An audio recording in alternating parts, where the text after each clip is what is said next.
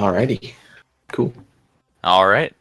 All right. Welcome everybody who's here to see the Super Plexis tournament. This is one of the first kind of tournaments that we're doing like this all in one sitting. But we thought this was cool to bring attention to this game. It's recently been worked on and it's continuing to be worked on for the future. And right now we do have both the Medley Studio devs who are the makers of this game. We have Andrew and Gabe with us. How are you guys doing today? Doing well. This is Gabe here. Andrew here, thanks. Yeah, thanks to BB4Key and the whole Puzzle General community for hosting this whole thing. They approached us actually and offered to set all this up, and we were super excited to say, yeah, let's do it. Yeah, and it's going to be cool to see people playing some very competitive matches against each other. In kind of a spectator form, which is something we haven't done since last year. Yeah. Yeah. All right. So if you guys noticed, there was a video right at the beginning of this, and that's what these guys put together for their Kickstarter. So if you guys want to check that out, there's going to be a link in the tournament, which you can view the info at the bottom, and it just tells more about the game in general if you want to know like their background and everything and what the game actually is. This is a really cool game. I've actually found myself putting a bunch of hours into it. And if you're a fan of the Puzzle League series, you'll be at home with this game. It's a match 3 game, and people will be making a bunch of combos to send dead blocks to the other player. And basically, once your screen fills up, you have a health meter at the very top. And that'll continue to tick away unless you start making more clears or getting rid of dead blocks. And first person to get to 0 on their health meter will lose the match, and the other person will win. That about sums up the core of it, for sure. Yeah, the core gameplay is definitely inspired from games like Tetris Attack and Pokemon Puzzle League, and those. And that whole series. It was a game that I grew up playing a lot as a kid, sort of introduced to it through my older brother. But I think I ended up playing it a lot more than he did, and ended up getting a lot better at it. And so it was always a game that I came back to, even as I got older, just when I wanted to go play kind of a classic game. And it was cool to see, Nintendo made a few versions of it, for the DS, but it kind of fell off. And I mean, we haven't really seen any Puzzle League style game from Nintendo, unless you want to count that Animal Crossing New Leaf minigame that they did. But it's something that a lot of gamers did a long time ago when, everybody lived so close to each other. All friends lived, just down the street or whatever. And you'd go over to a friend's house and play this game, and like it'd kind of a competitive thing. So yeah. Our attempt is sort of more of like not bringing that back, but just making it more accessible and making this kind of a game competitive if the player wants it to be or not. And it's turning out that there's definitely some extremely skilled players in this game, and we're really excited about that, because to find that there is even a high skill cap at all has turned out to be an extremely awesome result. Yeah, having a game that's competitive is like something that we always thought was important to, like, for when you're spending a lot of time in a game, you want to be able to get better at it and actually be able to show, like, to have that challenge, because a lot of match 3 games don't really offer that these days. I mean, I'm sure people have downloaded games on iPhones or from the Google Play Store or whatever, and just you kind of feel like you figured out the whole game after about an hour, and then you get kind of bored and it becomes sort of like a grind. So to have something that actually has like deep gameplay again, but sort of with our own twist on it and using some new ideas. Yeah, it's sort of been our goal with this, and it's something we're still growing. Like BB4Key said, it's still in development. I mean, this is a beta. We're taking all community feedback very seriously, because this is no longer just our game. It's sort of, we wanted to make this game sort of almost an open source effort. Just everybody's kind of feedback, making this into the best game it possibly can be. And even when it is considered out of beta and final release, it'll still be getting worked on. There will still be balance updates and stuff, because we don't want to just drop it once it's finished. We want to actually grow this into something that everybody can become a part of. Yeah, and most importantly, be updated into an Android version as well. That's going to be that is the that's going to be the big thing on our to-do list at the moment, and what's actually being worked on right now. Yeah. Even during the campaign. Yeah, looks like we were just finishing up a couple last-minute things.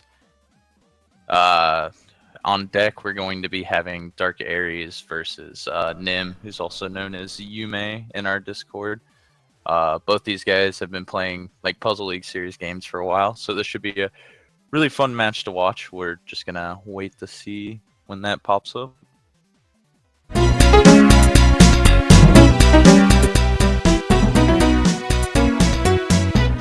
it's popped up. Always gotta deal with the delay, I guess.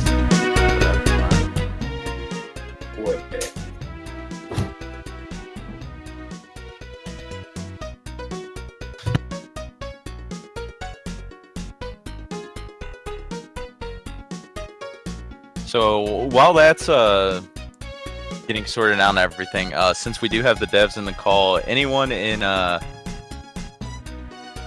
chat, if you have any questions, these guys are going to be looking, and I'm sure they'd be happy to answer anything that's on you guys' mind about the game, what's to come in the future.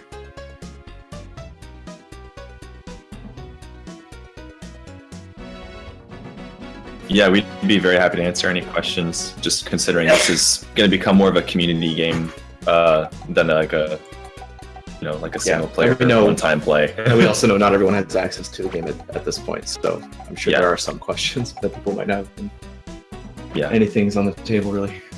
By the way, I like this setup. This is cool to see both. Yeah. Both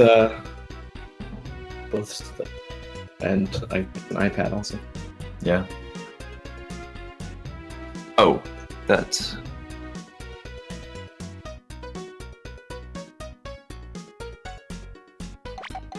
Yeah, I know invites have had troubles. We tested that the other day, but yeah, I would just go to unranked. Yeah, that'll make things easier.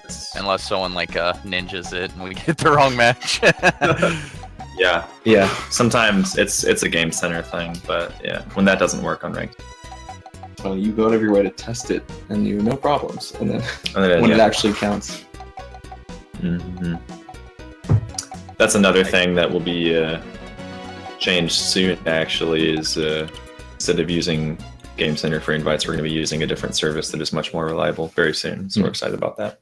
And to just answer H4 Hooch's question, I guess it was really as straightforward as we wanted to make the game feel like a Super Nintendo game, and because the games back then had this kind of art style, it was sort of a no-brainer. Like, okay, let's try to make it, as true to the SNES as possible, and that's even down to like the sound and the music in the game. Yeah.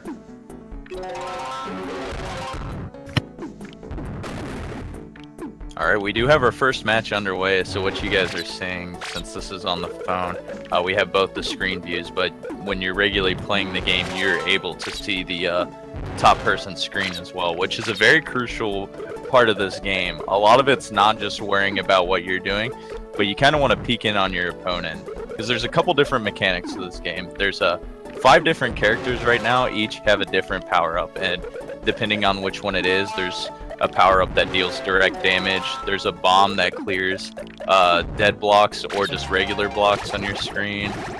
There's a power-up that can freeze blocks on your opponent's screen to where they can't move them. There's a couple other different ones, and those will come into play to help someone maybe get an advantage over someone else. And what you just saw on Yume's screen, he just did the Super Plexis feature. So once you've cleared so many blocks on your screen, your bar on your left is going to fill up all the way. And it's kind of like a bailout move. If you're in trouble and you don't know what to do and you don't want to take a lot of damage, you can swipe up and it sends your play field to the opponent. Yeah. It looks like we lost. Or was that? Yeah. That is the end of match 1, and the Super Plexis ability also breaks all dead blocks on the screen, which is another sort of weird added feature there. But yeah.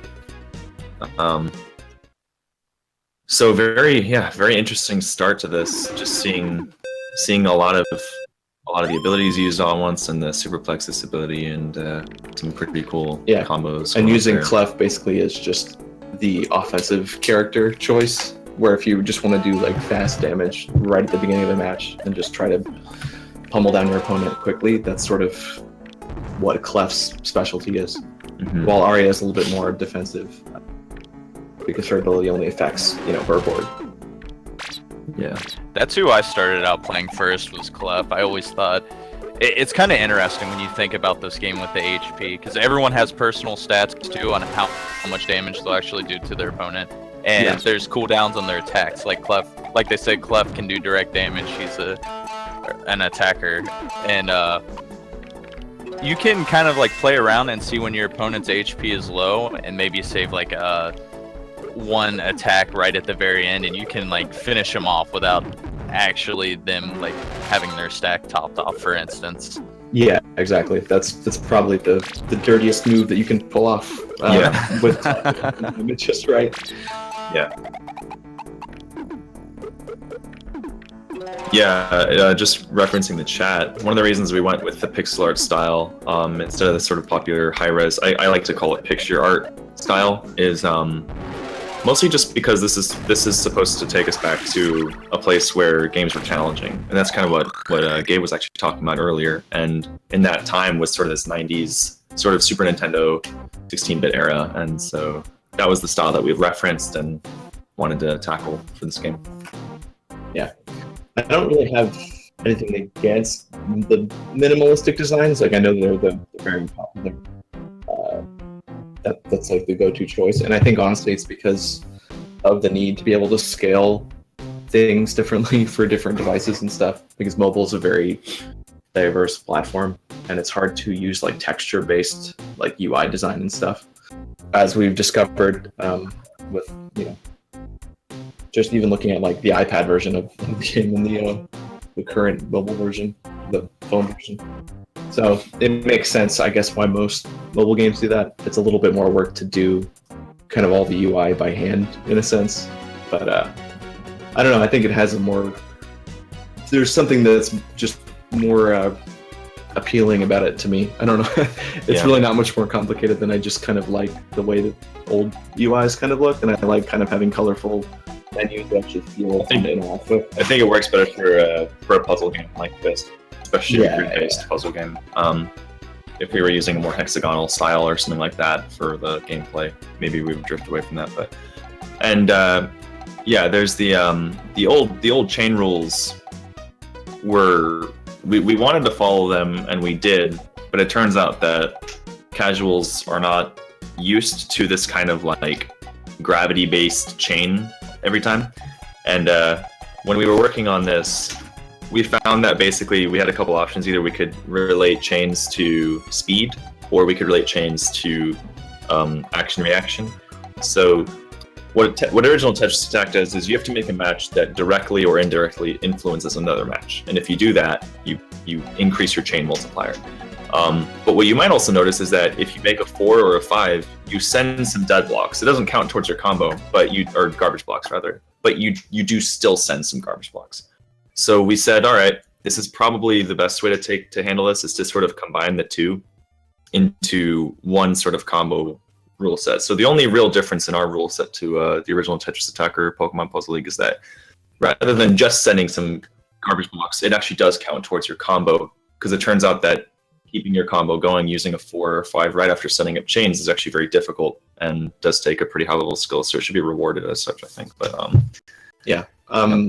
the real deviation from the rules kind of came from us introducing the game to people that weren't familiar with Tetris Attack, and we have friends and family that have no idea what Panel de Pon is or have never played Pokemon Puzzle League, and so but they're familiar with Match 3 game, because it's a pretty intuitive thing on its face. But that whole concept of like trying to teach someone how to do chain combos right off the bat was like, what's the alternative we have to like still letting them make attacks, but without and they're weaker saying too. Like, oh, you're required to learn this mechanic to pull it off. Because I've just noticed any person that picks up the game for the first time just cannot wrap their head around a chain combo. Like, it's just a difficult thing to explain. And we used to be even more lenient actually with changing the rules around. But we've kind of settled in this in between place now where it's like, yeah, you can send stuff with 4s. If you only want to think about just making lots of big matches very quickly. What we also found was that if we could make 4s and 5s and so on, because I guess it is actually possible to make 6s and stuff. Yeah. What we would want is for them to be a transition. We would want them to be a transition match. So it's transitioning your strategy on your board, because each chain that you're working on is basically like a different strategy. And essentially, like once you run out of columns, you're kind of unable to continue your chain. And so this was kind of a cool way to allow people to get sort of a last second chance, or a last minute chance to continue their combo and keep that chain going. We also made it so that match 4s and match 5s and so on don't send as many dead blocks than a normal chain. So it's not actually a good way to be offensive. If someone wants to be a good offensive player, they should be working on chains. That's going to get you your biggest dead block count. So yeah. So it's still the thing you have to aim for to actually be competitive and become. But at least there's something that, if you imagine like in a pool of 1,000 players and like you're looking at the lowest tier skill, like I guess the lowest skilled matchups, like the equivalent of like a bronze level play, they might be competing back and forth using more fast forward matches than actually doing chains. And so it'll be interesting to see. Well, and I would assume people would depend on more heavily on character abilities and stuff, because I'd argue that even though we have characters and character abilities, your own skill at the game can kind of surpass whatever character you picked. If you're just good enough at the core mechanics to such an extreme extent, you can pretty much win in any situation regardless of your character. The character does, obviously you'll get that little extra push as well if you do have bombs or something at your expense. Vertical swapping, yes. Vertical swapping was a very controversial addition to the game, and this is because the question is, does vertical swapping increase the skill cap of the pros, or does it just make the noobs better at the game sooner than they should be? And that's a really tricky, with competitive games, that's almost like impossible answer or question to answer sometimes. So what we really just had to do was play test it. And what we found is that it didn't really make people who were new to the game better immediately. All it did was it made them feel more free and less confused. And then the players who were actually really good at the game already were able to use this extra axis of movement to augment their chain combos and augment this and that. So it ended up playing out very nicely. It was kind of accidental almost. But again, just sort of trying to figure out, like, how do we cater to more people so that we can get them into this kind of style of puzzle game? But how do we keep, that original nostalgic kind of feel to the game as well, in terms of gameplay, like nostalgic gameplay, not just nostalgic. I don't know if it's been mentioned yet, but there are plans to have kind of a classic rule set as well. So if you still want to play sort of a classic Tetris attack rules, like in the future, we'll probably have specific matchmaking queues where you can go in, and by default, vertical swaps are disabled. Maybe even the Super Plexis is disabled. We could create basically a very specific game mode for people that just want to play in a more familiar, like one-to-one traditional matchup. Like, that's totally within our ability. And there's actually an option to disable vertical swapping if you're playing against AI characters. You'll learn hardcore mode. You'll learn almost double XP. Okay. So if somebody's looking to level up and get some new content in the game, that's the easiest way to level up, is just play on hardcore mode. Oh, that's cool, Hooch, that you made a prototype. I'd be curious. Do you still have that around, or that's like I've seen other people online, like threads and stuff of people that have experimented with this stuff in the past and like building their own Tetris Attack engines and things. Actually, he's my brother, and I helped him work on it a little bit, just No as way, like really? an information for it. Yeah, that's why Oh, I would that's say awesome. I'm like so heavily like into this as well, because I just love a project like this. That's awesome. Oh, that's so cool. It's so cool to have you guys looking at this, because this is really going to make the game better and clarify anything that is already, correctly done or just feels right. Yeah, and we That's really won't what we're trying to do. feel threatened if you still pursue releasing your engine on HTML5, because we probably won't get there anytime soon. We've got quite a checklist of things to get through. But that's cool to hear you guys. Like, I think that's really the sign of the passion. It's just like when you just start to try to make it yourself after a certain point, after enough waiting has been done. It's like that is cool.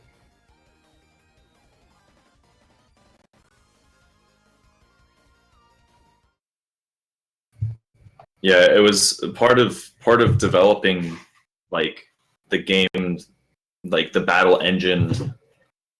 A lot of that was actually just even studying Tetris Attack and studying sort of how they did this, because it's a very unique style of game. Usually, you'll have blocks falling, like garbage blocks falling from above your board and then landing. You know what I mean?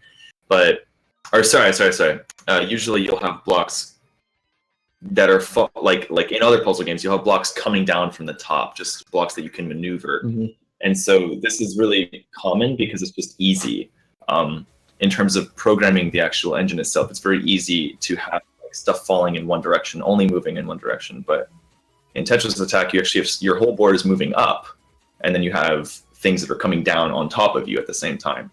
So for a puzzle game where you can only have one block in one space at a time, this is surprisingly difficult to get right, because you want to be able to animate the movement of things. You don't want it to just like stagger from one position to the next. So when you try to make it look good, feel good, and not be glitchy at the same time, it gets really tricky.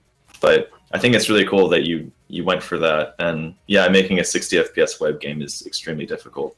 I didn't even think of that. Yeah. Web browsers are just tricky.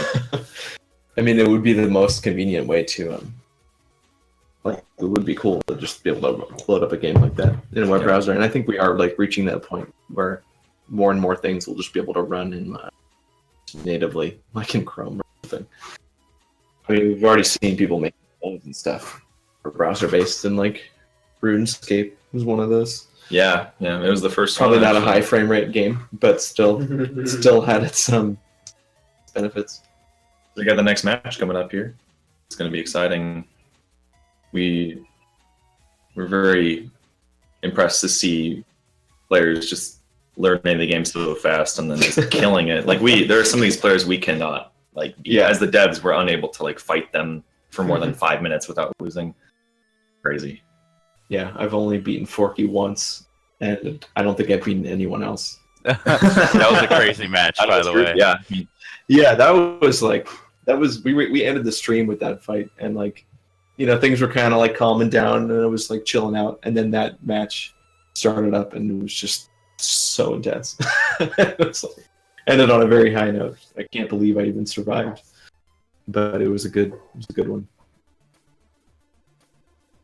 Yeah, it looks like we're having trouble with the invites again. I like how it acts up today, but luckily we always have a workaround for it. So yeah. I think we're safe. Since we're out of matchmaking happy hour times, it's very little chance that I think anyone would actually come into the unranked queue. Yeah.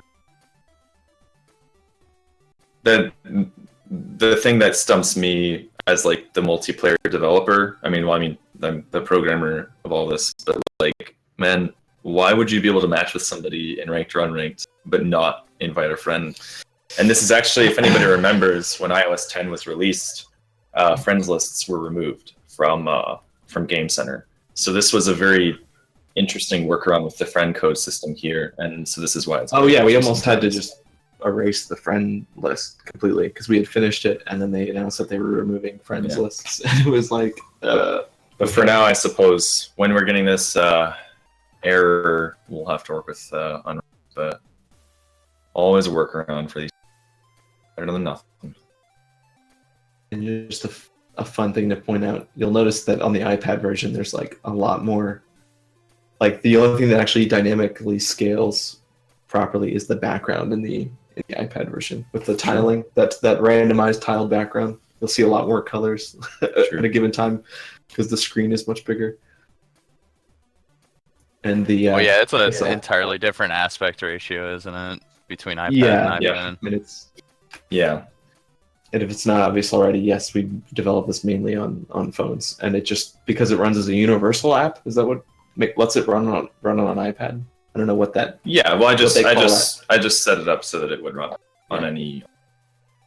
Yeah, so we don't actually have like a custom UI, and again, that's sort of where having texture-based menus is complicated when it comes to trying to like support different screen sizes. Because technically, I mean, maybe there's other ways to do it that I'm not aware of, but wouldn't you have to like actually create custom assets for an iPad version? Yeah, to do it like actually properly.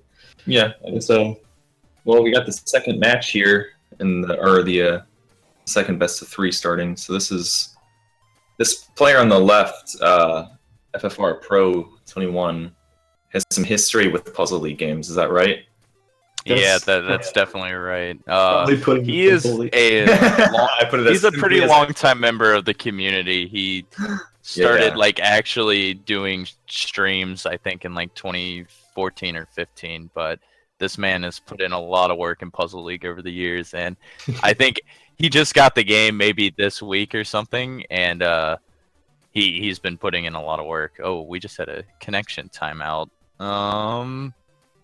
Shoot.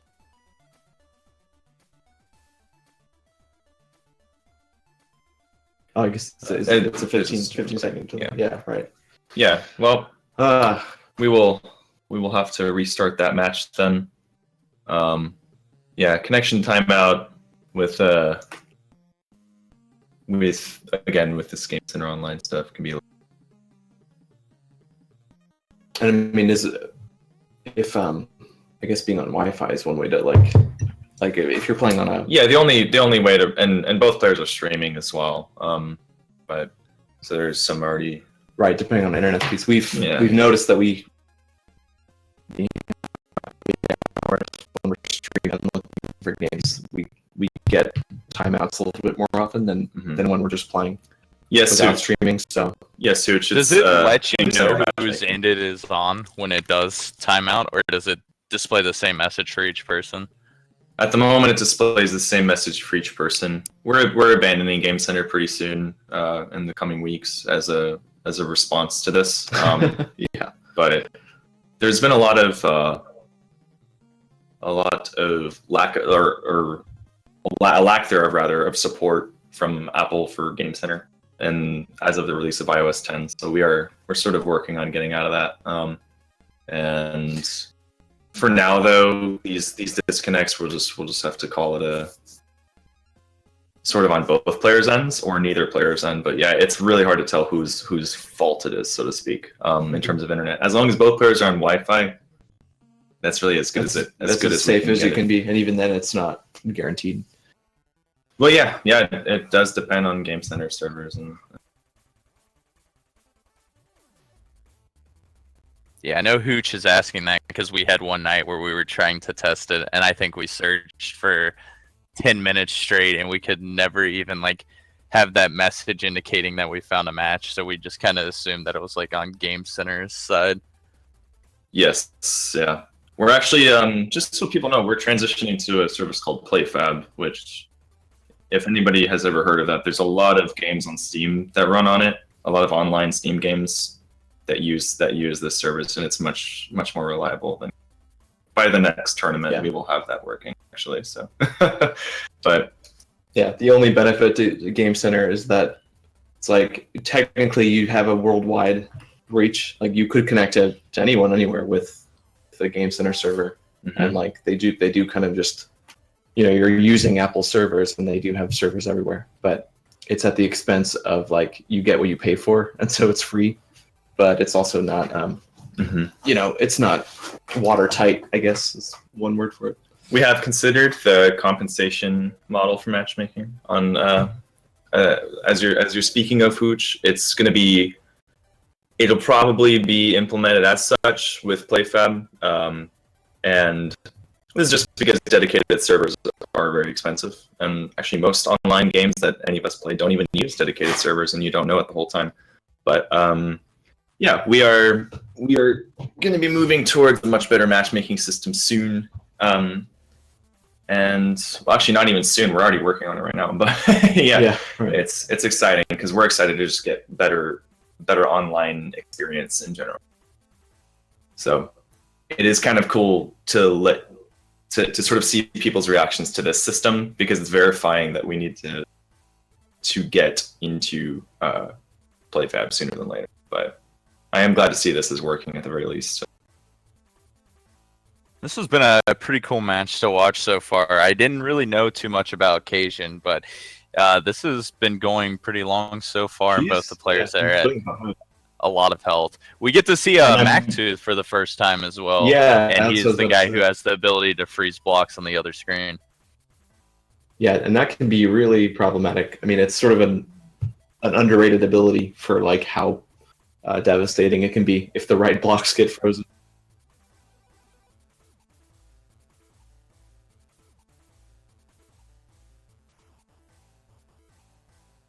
I think he's like the one character I do not have yet on my phone, but I want to try him out just because he has so much HP, man. It looks like he can just tank a whole bunch of hits.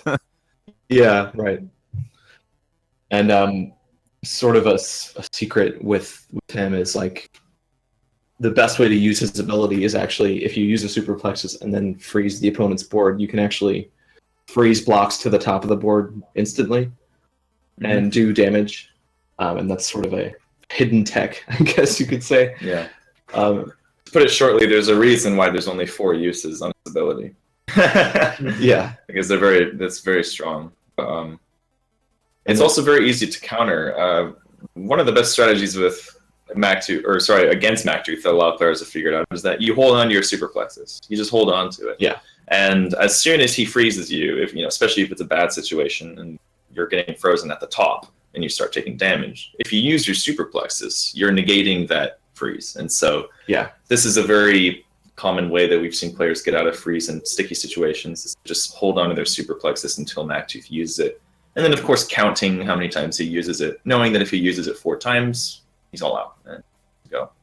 Yeah, and then Romp is also a good way to mitigate that damage if you don't have a Super Plexis prepared. Because Romp's Hourglass ability will actually reduce the damage interval, or how does that actually function in reducing your? Is it the damage amount that gets reduced, or is it? No, Romp's Hourglass ability will slow down time. So anything that's time based will slow down. That's your damage interval. Mm-hmm. Your combos, your combo interval rather. So you can make more combos, and you have more time to keep them going. Again, he has a very low usage because he has an extremely powerful ability as well. Sort of a dark horse. A lot of people don't actually know his strength, but the players are learning it. Oh, I just saw Grant's message, but don't worry, Grant, we got you. We'll this will not be the last tournament. Yeah, don't worry, Grant, we got you. We'll talk. And also the bombs can blow up.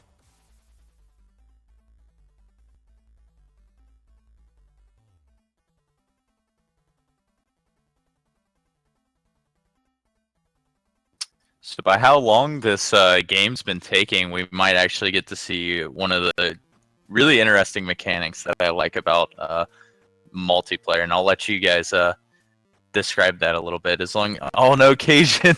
As soon as I say that, I gave him bad luck. No. Cool. But you guys can explain the sudden death anyway, because I'm sure we'll see that at least once today. Yeah, I hope so. That's very intense. So at 8 minutes, you go into sudden death versus mode, and sudden death is basically where no more health blocks are going to spawn, and both boards are wiped clean, and the abilities are disabled. Character stats like HP, attack, and defense are all equalized, so that there is no character imbalance there, because we use the abilities to balance those imbalances. And last but not least, your Super Plexis ability is drained of its energy. So everybody kind of starts from scratch a little bit. Yeah. And also the music gets faster, so you get scared. But yeah, so it's a very, very interesting place. Yeah. And something I liked about the original games, and I think all the I'm actually not sure about Pokemon Puzzle League, but in Tetris Attack for sure, like, you know, the music changes when you're in danger, you know, when the board gets high. Mhm. And while we don't have that, like, form of that functioning, like, in the basic gameplay, sudden death is sort of a nod to that music change that happens in more dire situations. But instead of having, like, a customized song or something, it just plays faster. That's awesome, Shadow. That's the other effect, too. Yeah, it can just get you excited also. Yeah.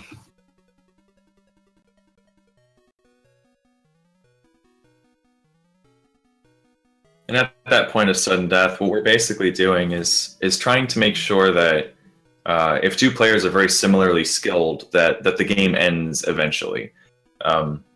When two players are very similarly skilled, the game can go on for 19 minutes, 30 minutes. I had a match one time against Gabe that went on for 19 minutes one time, and I don't even know how that happened. But the game was pretty much as it is right now. Yeah. Gameplay, but there was no sudden death. So what this means is that we were using health blocks, accessibility to just kind of stay alive. Right. Yeah. And we had to. That's what it was. Is health blocks just spawn more often? I think. Yeah, because you're just getting more blocks. Yeah. So, and yeah, if there's trouble connecting, you know, leaving matchmaking and going back in should work out. It can take a little bit of time. Once it says connecting to a match, it can take 10 or 15 seconds. In this scenario where it goes on much longer than that, like that it may be worth oh, that might be good now. Yeah. So.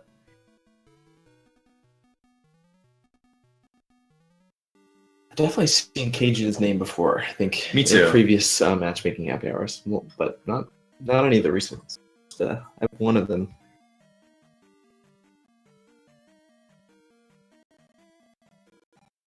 So it looks like we may have an invite that is working. Oh, yeah, that invite does look like it worked. Oh yes, to accept an invite, leaving matchmaking is part of that. So yeah, this is okay, this cool. is so we have interesting. At least one invite a friend match that will successfully go through, which is good. Yeah, as buggy as it can be. Yeah, but only when you need it to work. It works fine if you're just. Yeah. Apparently. Happy to see invites are somewhat working, but yes, the invitee must be out of matchmaking for the time they are accepting the.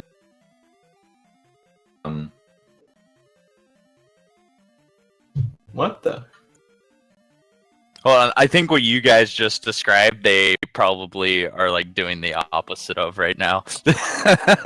Yeah, there we go. Now it looks like it got resolved. So what we experienced there is similar to when you call somebody and then they call you at the same time, and then the call cancels because of it. So, and I think that's kind of why the unranked matchmaking was getting confused too, because there was leaving, and rejoining, like kind of sporadically there. It's kind of funny to see this matchmaking process from both screens at the same time. Because usually what you'll see is like, oh, on my end it's doing this, but you usually don't know what's happening on the other user's end. It's very, very interesting to watch. Glad that it worked. Invite a friend does seem to have occasional stability. Occasional, which means that it's unstable. Yes. Occasional, which, yeah. Got a match on Azure time. Futuristic.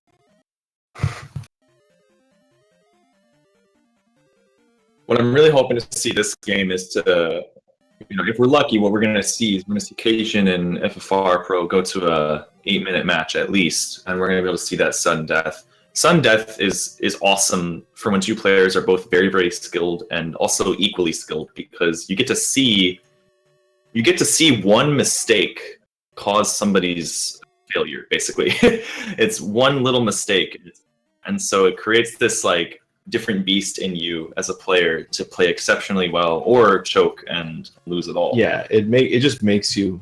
I just have the theory that it makes you slightly worse. Yeah. Just however confident you are, as soon as sudden death hits, pressure comes in.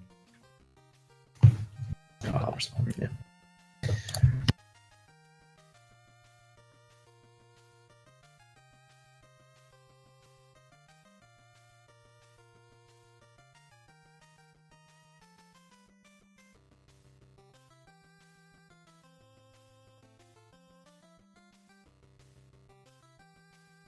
We're at 2.5. Well, I guess we're seeing it at 2.5 minutes. Yeah.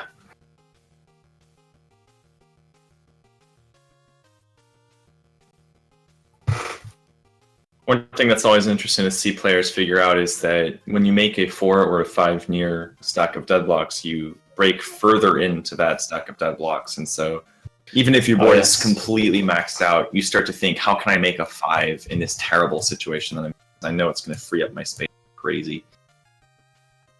Yeah.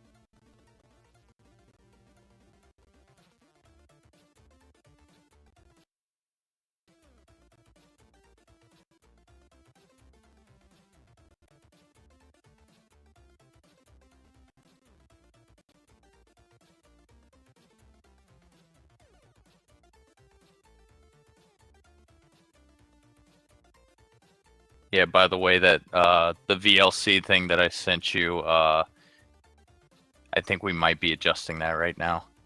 But it should be really good. Okay, yeah. for I just spectating opened it. It's and actually then- working. Yeah, we'll have it all on the same page, because my internet's kind of bad here, so it's like freezing up a lot on me. Okay, gotcha. It already looks Yeah, it looks much better. Thanks for that. That's awesome.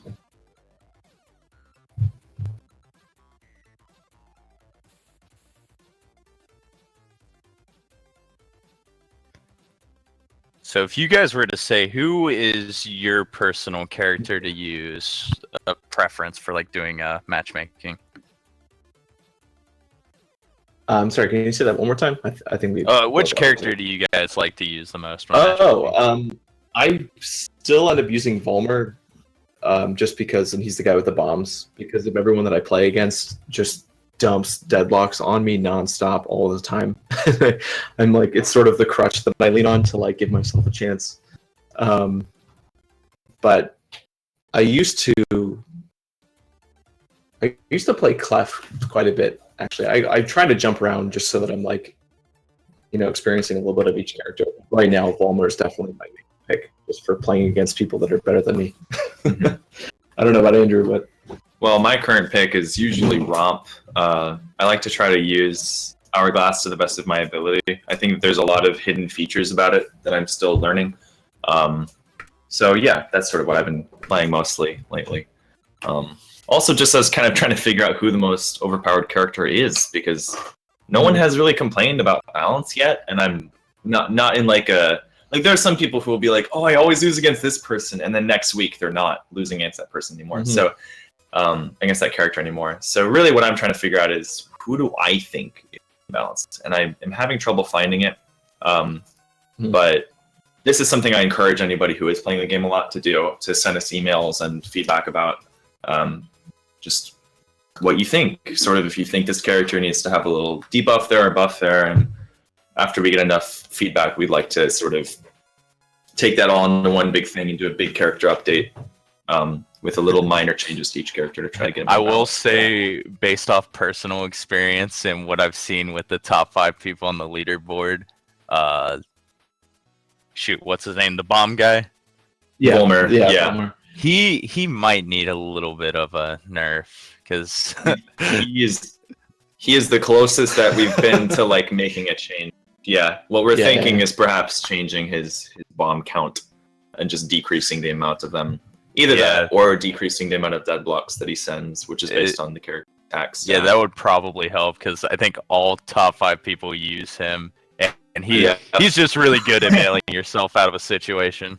Yeah, I appreciate everyone so far playing other characters, you know, to kind of put on a show for the tournament. But I'm just waiting for that moment where it just becomes Volmer matchups. Yeah, I really like seeing Cajun use Mactooth though, because if you get a couple good freezes, you can end the game with just that, and you can take off 100 HP from your opponent. Like, you're not supposed to tell them that. That's a secret tech.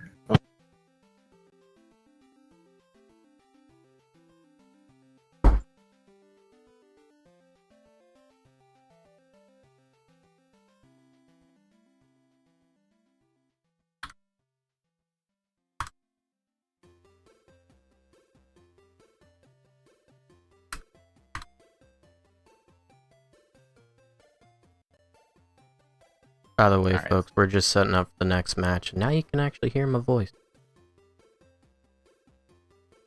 Welcome back.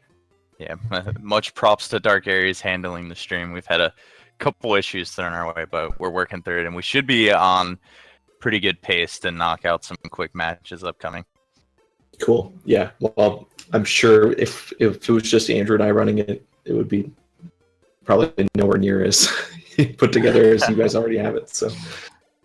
Yeah, I guess while we are in between, though, like these 2 slides that have been flashing in between, there are prizes for the first, second, and third for this match. And if Andrew or Gabe, you want to go and explain those a little bit, and like exactly how like the Lumina and the in-game portrait contribute to the actual game, go ahead. Yeah, sure. I'll just jump on that. So for the first prize, we have the concept art that will be something that like actually physically mailed to whoever is in first place, along with that cash prize. And we have a few ideas already for what that. Basically, there's designs on the table for that concept art, but it'll be a little bit of a surprise what that ends up being. And for the second prize winner, we have basically it's the ability to customize a portrait, which are those little square pixel art things you'll see next to people's names when they're in their profile or entering a match. You'll see that, you know, everyone has a portrait that they've selected, and so you'll have the option to basically customize one of those. It's essentially like a commission, and we'll make something that is up to you. And then the third prize is basically the currency of the game, the Lumina, which you can use like in the in-game shop to buy pretty much everything in the game. Even future content in the game will be unlocked with Lumina, and so new characters and new block skins, and it's just kind of the universal currency for everything. And so third prize gets that. And I think that's everything. I didn't miss anything, right? For the prizes. Yeah, no, okay. That sounded good. Yeah. That sounds great, and I appreciate you guys doing that, because it's cool to show that you guys do care about the community and everything, and we're happy to support you guys as well as much as we can.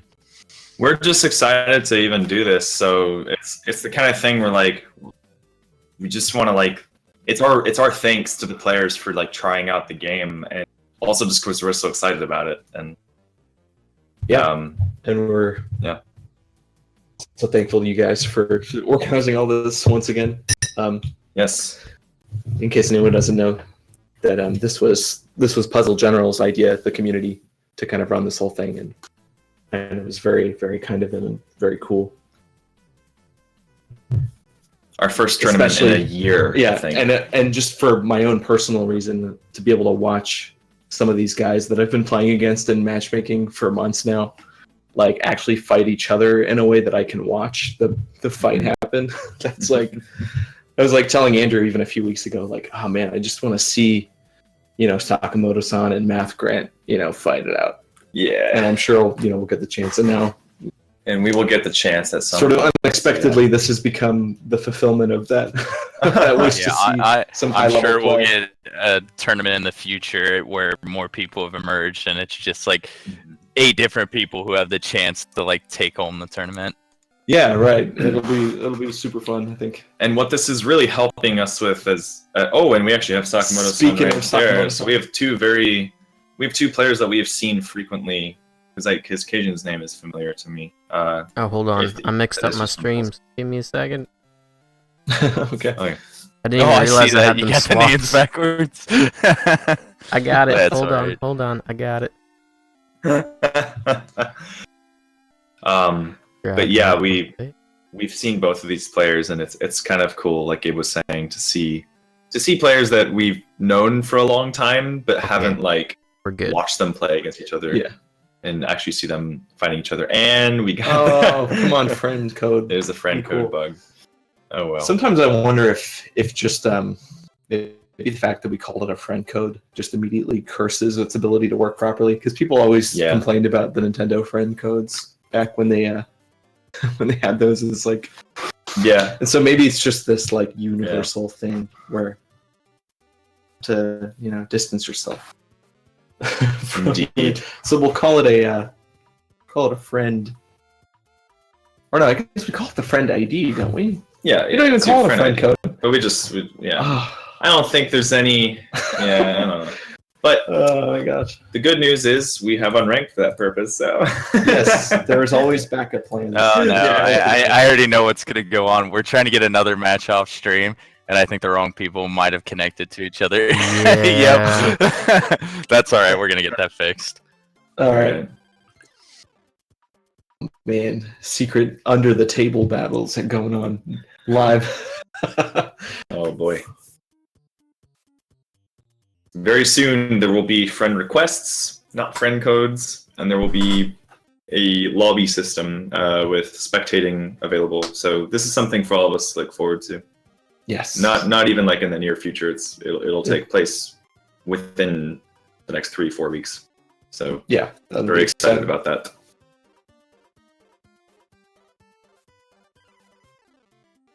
And actually seeing this sort of process taking place between, like seeing this tournament run for the first time is sort of helping me realize what we need to make better about the game. So again, it's a huge opportunity for us to be able to see this game work in other people's hands.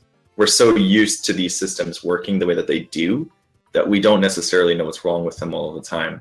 So really getting other people's eyes on it is helping us a lot to figure out what we right, can because I'm not sure where everyone's located, but this is like a true test of just game center stability, long distance. Mm-hmm. I've mentioned before that like I have a brother in Taiwan that we've managed to connect to and play, a match or two against. Yeah. So like we know it's possible to play long distance, but the stability and like how consistently it'll work is something that we just haven't really gotten a chance to test ourselves. The main problem is just matchmaking. So we want to make that better for everybody because we're happy that players are enjoying the game and just want people to be able to enjoy it together. So, all right, here we go. International.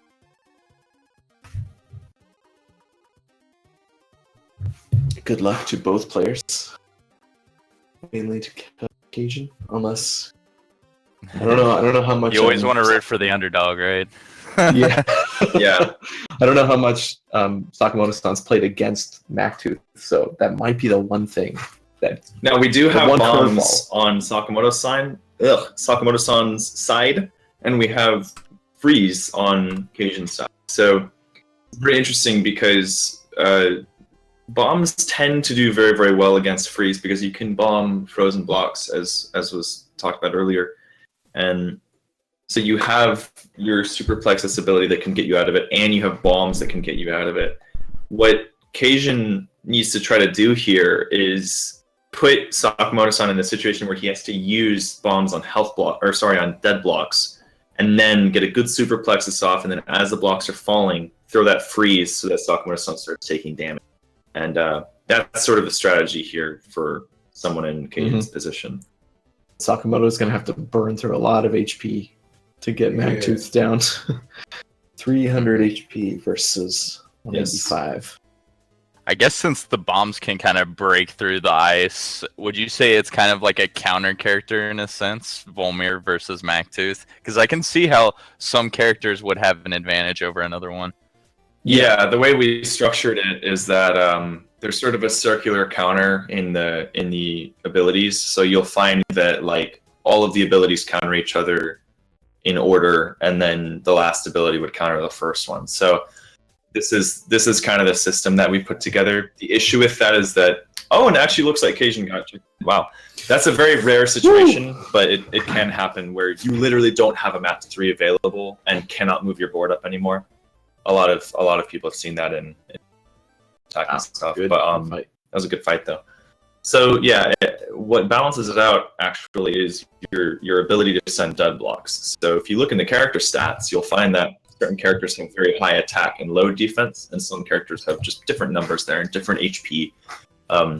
So characters that have the higher tendency to have their ability be countered, they'll be much higher just base stats basically. And so they'll send more dead blocks, they'll take less damage in general, and their board will move slower. And this is, on the occasion that they get to 8 minutes where your board is maxed out speed, it won't be too fast for you not to be able to handle if you don't want it to be.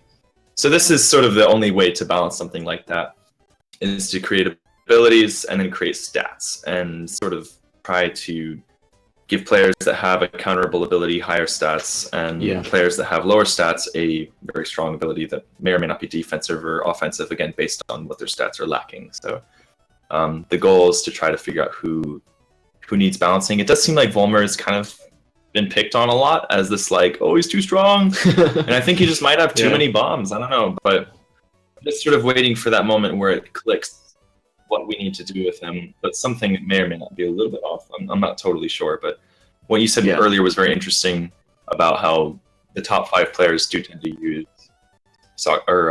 use Volmer very, very frequently.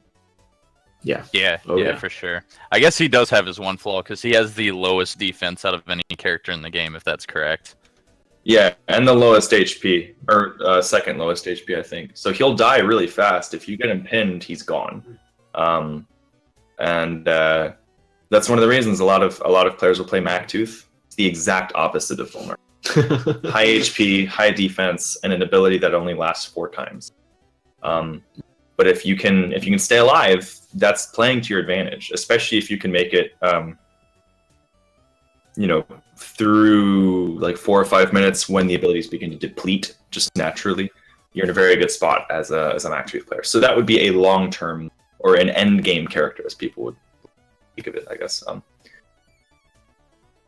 lot of variety to be gained and a lot of balancing to be done, surely. Especially as the game gets more figured out. Especially once new characters and new abilities get introduced. Oh yeah, I can't wait for that. I'd love to see what ideas you guys have. We have 3 more main characters coming soon, and then we have, every few months we'll be adding a new character to the game, just as part of the schedule.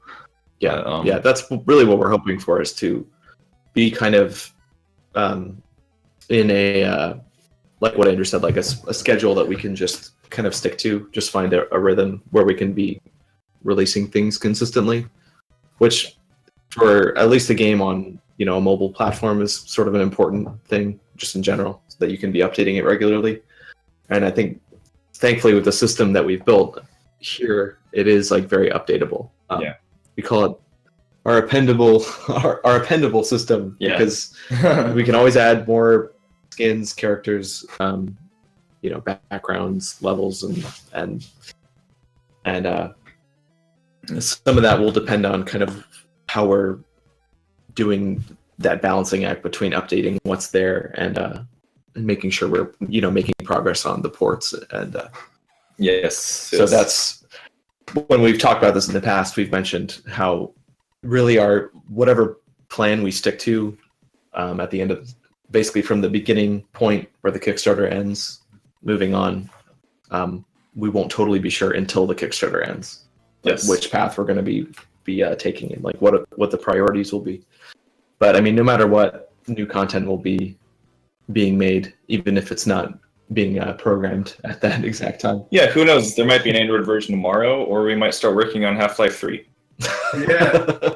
That's sort of, anything could happen. Yeah, I mean, it's like Nintendo. I'm kidding. We have our priorities. That's right.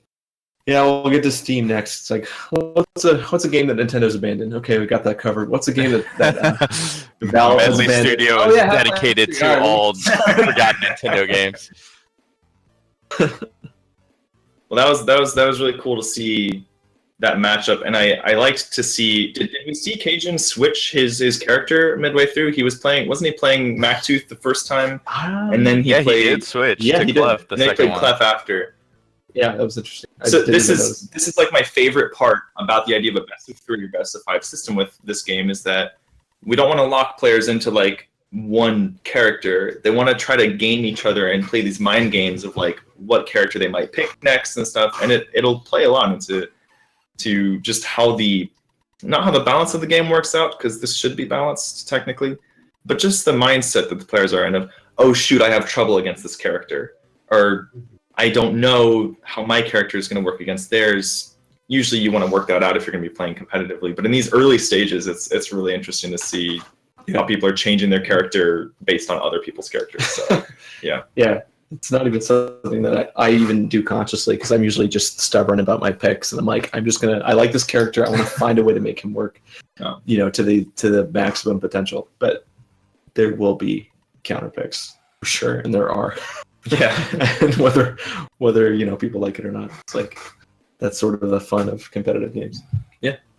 And it makes it cooler if you do win when you're disadvantaged. Like if you do win, and the theory is that you won't be disadvantaged because we'll be balancing this day and night, but you may feel at a disadvantage because you may just not have a good history against a particular character, whereas someone else may have a great history against them.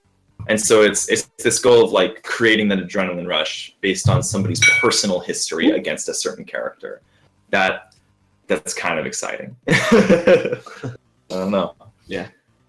Balancing this game is going to be very weird because there's no other puzzle games that I know of that use these exact mechanics. One global ability, one unique ability, one unique character with unique stats, and then Tetris Attack style gameplay. It's like quite a platter of values that all have worked together in some way of balance that even we're not always sure of, but you make our best guess. And so far, I think this version is pretty stable overall. And the only sore thumb is Volmer. At the moment, it's not even a sore thumb. It's that little bump that's like raising. You're not sure if you should be worried about it yet. You're like, not totally sure. Mosquito bite. Yes. Sakamoto's brilliant. Yeah. Doing the nicest trash talk I've ever seen. Chat. they're so nice. You two are at the top of the ladder, right? I think so, yeah. Let me check. Yeah, I think they both are right now. Yeah. All right, yeah. I'm a close third, but I got some work to do. Me too, man. I almost would have maybe had it if Gabe didn't knock me off that one night. Man, that was an amazing match too, because like it was that feeling of like, okay, the stream's gonna end, so this is an important match. I was telling him that. It was just, couldn't believe it. Dude, you were relentless. I could not get like any air to breathe that entire match. It was insane. I don't always hit stride like a good like combo streak, but that game finally got like enough to like where it's just like it's that weird mental state where you can just it's just easier to see really really far in advance, set up more, but I still haven't beat BB4 yeah, well you'll have to practice, that's for sure. You will not go down easy. We'll train you up, man. We'll make you #1, Andrew. I can change it anytime I want. So. We'll just slide an extra 1,000 points there. It totally happened. I beat a lot of people last night, you know. Totally happened. Totally makes sense. Nothing fishy going. Nothing. Peeking.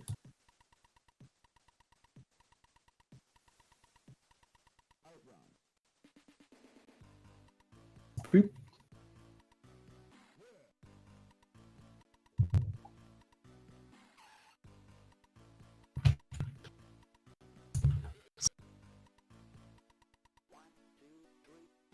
All right, so it looks like we have our next match about to go underway. We just notified the guys, and they'll probably queue up or send invites, whichever one works.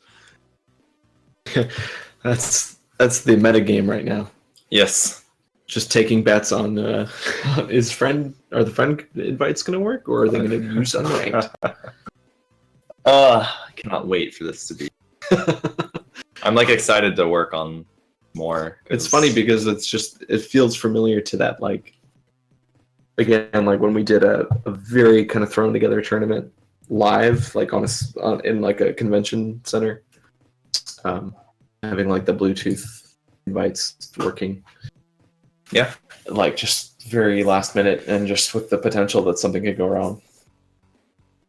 Oh.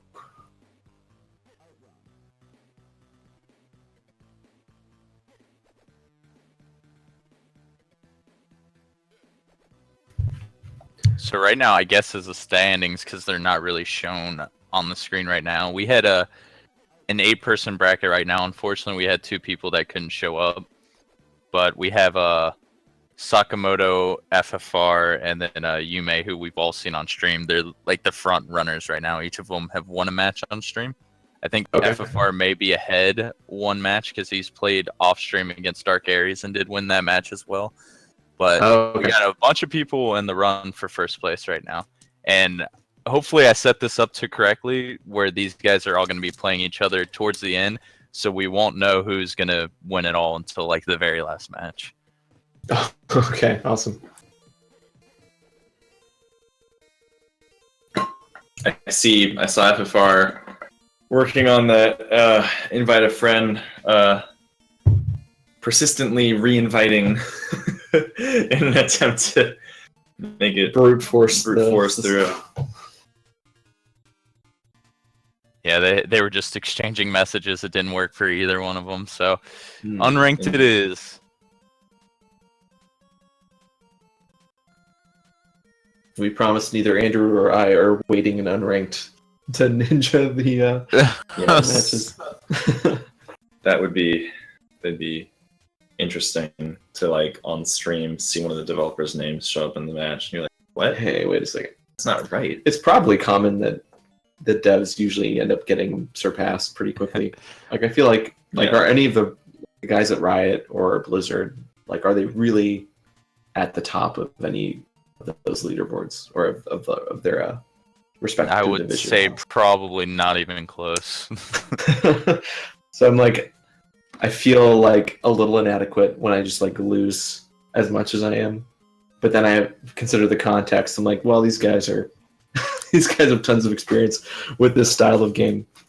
And, we spend half our time, working on the game more than we even get to just like practice it competitively. Yeah, so that's funny. It's that funny like trade-off where it's like, I should be good at this, right? I should be like really good at this. Yeah, that's the only reason why. It's not because we're, we're bad. Yeah. It was actually secretly Andrew thought, hey man, a signed prize by myself. I actually want to enter and just give my own signature. He just wants my signature. That's all. Yeah. He's too embarrassed to ask for any of my art with my signature. So he's gonna enter the tournament and win it himself. All right, so we do have our Here we next go. match up and coming right now. So we got Nim versus FFR Pro. Seen both of these guys earlier. Both of them are pretty good at Puzzle League titles. So let's see how they adjust to them playing each other. This should be a really, really fast paced and dead blocks over the screen at all times, I would assume. Yeah.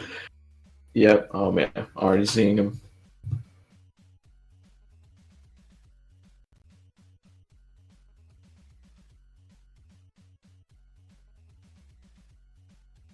Yes, Shadow. We will send you something with your autograph on it for sure.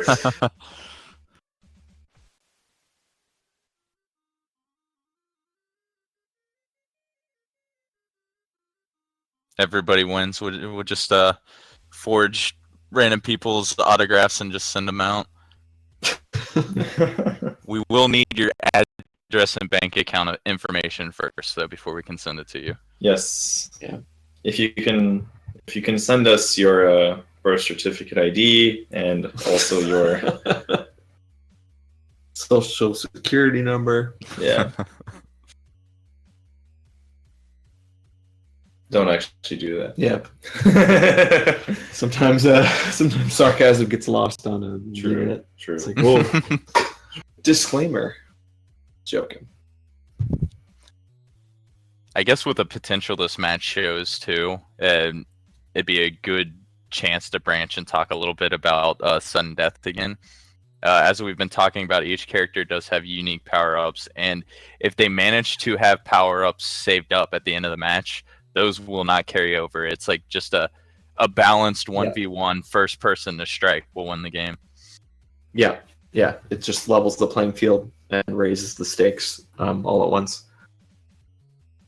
Because if that wasn't the case, then Clef would win every single sudden death.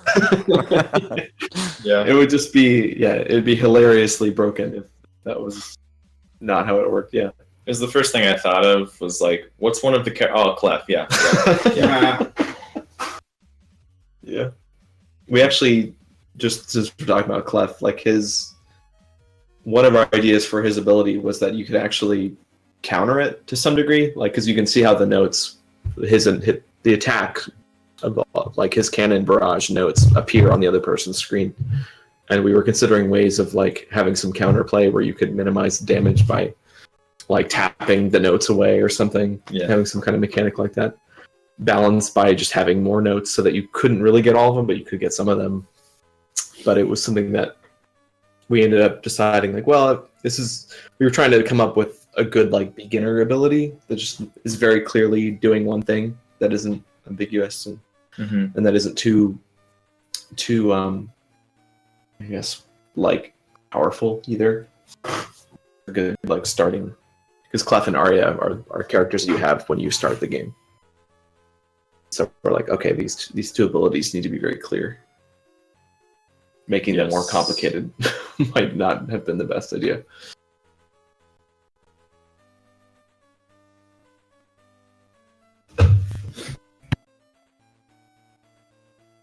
Yeah, I like the thought that's put into this game as the match goes on, because it does, like, as the minutes are going on, you have less time to react to things, like it'll do damage quicker. Am I correct in saying that? Sorry, can you say that one more time?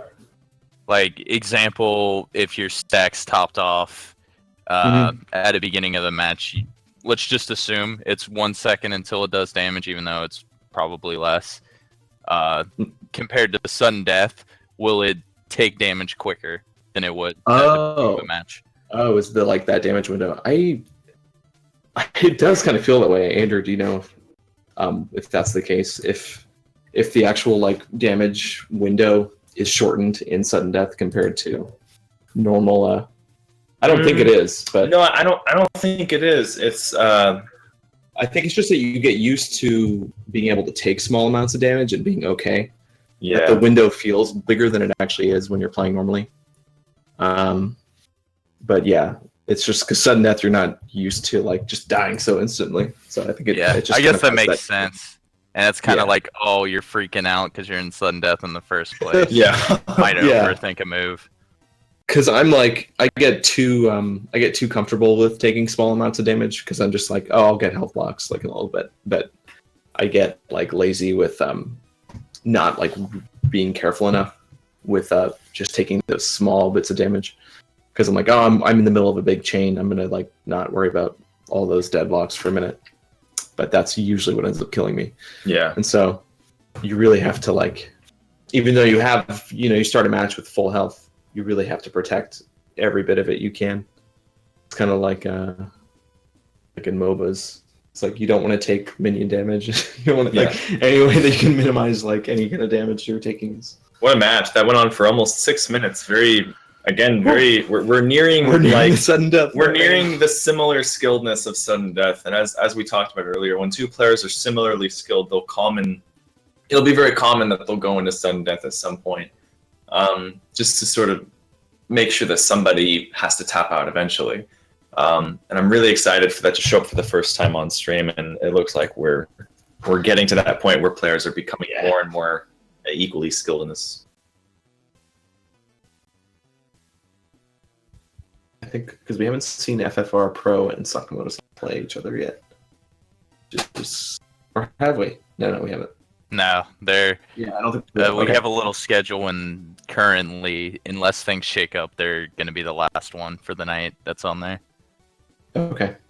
Nice. I would assume those would be the two, but you never know. Some people come out and do a really good job, take an unexpected win. But so far, FFR Pro showing that he is one of the guys to beat, because it was pretty close that match, but he took it pretty convincingly at the end, and he's going to be up 1-0 in this series right now. Something interesting to note about this game with future tournaments as well, and this tournament, we'll probably see it too, is the endurance, sort of just of playing multiple games. In that sort of same way that chess works, you have to sort of make a move eventually, and you have to make it quick. You have to sort of choose what you're going to do as quickly as you can, and you have to just keep doing that over and over again. So playing lots of matches back to back really wears you out. And it'll be interesting to see what players slow down and when. And under what circumstances do they start to choke and then sort of save it last minute kind of thing. It'll be interesting to sort of watch how that happens. Mm-hmm. Yeah, I was definitely getting a little bit of that on Saturday night stream. I was like doing really well all Friday and then realized I had to use up something. Yeah, just watching this. Oh, yeah. It's heating up already. It's only been a minute. Yeah. I think FFR has already made a 10 or like a 9 or 10 chain. Like that's only been a minute. Very quick.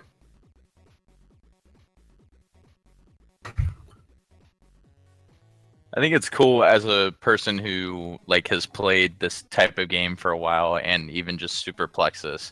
You really like to study how the patterns of some people play, especially with FFR and his or his background in Puzzle League. You can see how it was the same for me. He's not really adjusted too much to like the vertical controls. He does do them, but he kind of looks at it in the sense that he does a lot of horizontal clears, and he's looking it in that way. Because that's what I'm guilty of as well, and it's a hard like habit to break. Right, because your whole like this is the worst name for it. The only name I can think of, your chain eyes. Like, your ability to just construct the chain patterns in your head like in advance are so trained to be horizontal that ends up being like the best way to approach it, I guess, when you're first starting out. But I have noticed the more time that we've been playing this game for a while, that you do kind of start to see new patterns, and you start to change how you approach different combos. And it's hard to say, since the game is really young, what's the best way of building up your combo the most. Like a lot of us guys that did play Puzzle League, they'll just do what we call chains and then just keep dropping more and more.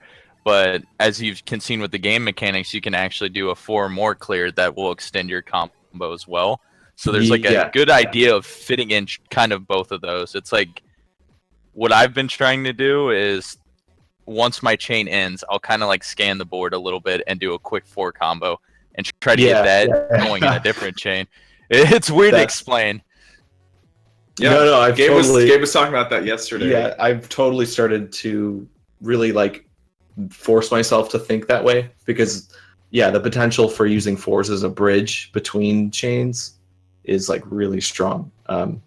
But yeah, it's that like panicked moment because you're looking at one part of the board, focusing only on chains, and then you just have to hope that there's a 4 in the corner or something that you haven't noticed.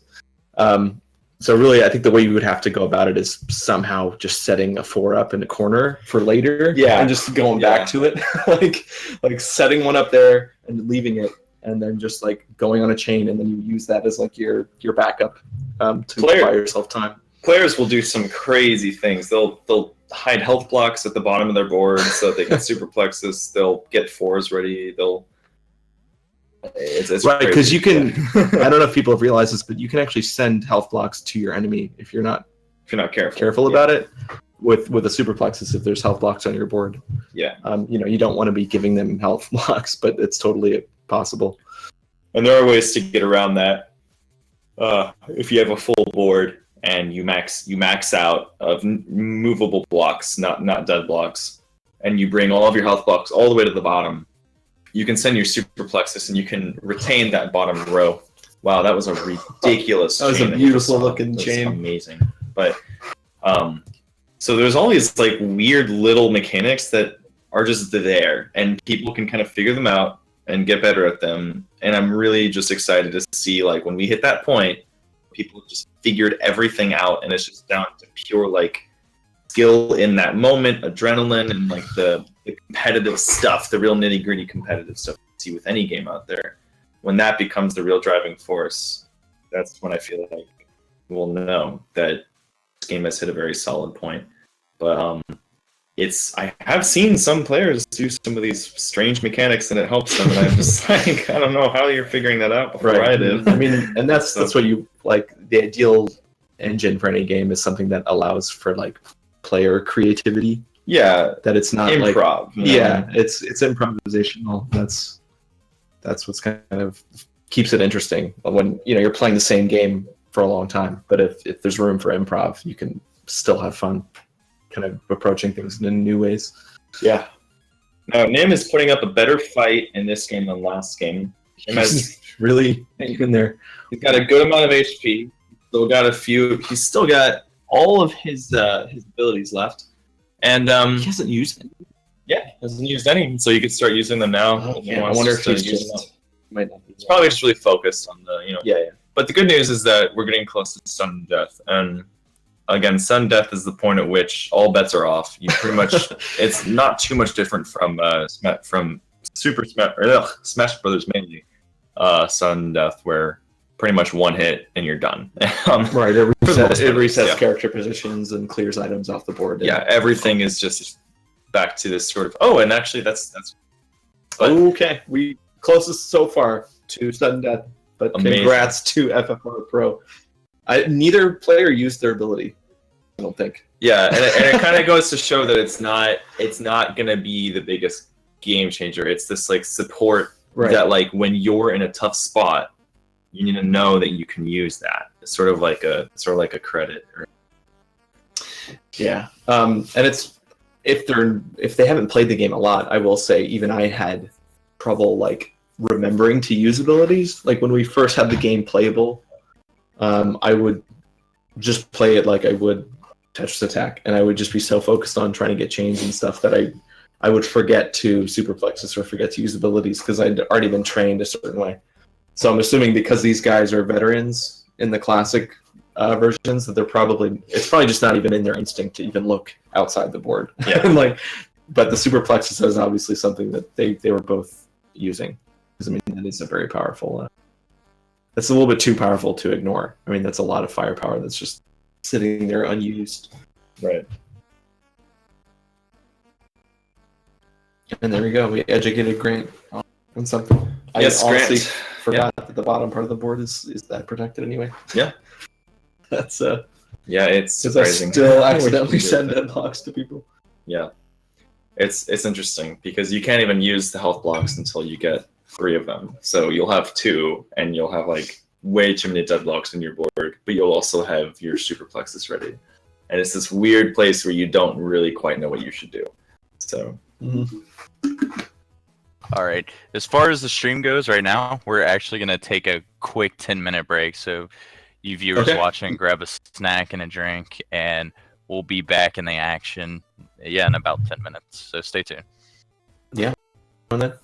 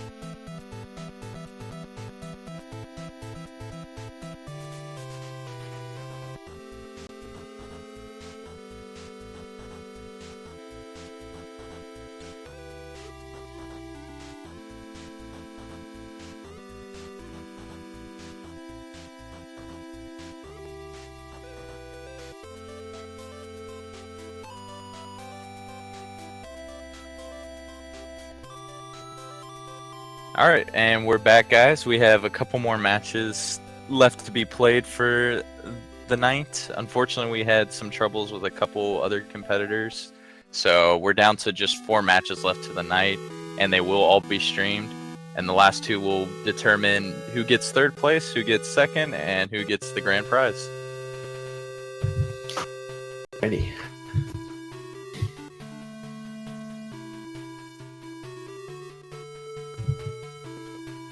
I haven't even been. Oh wait.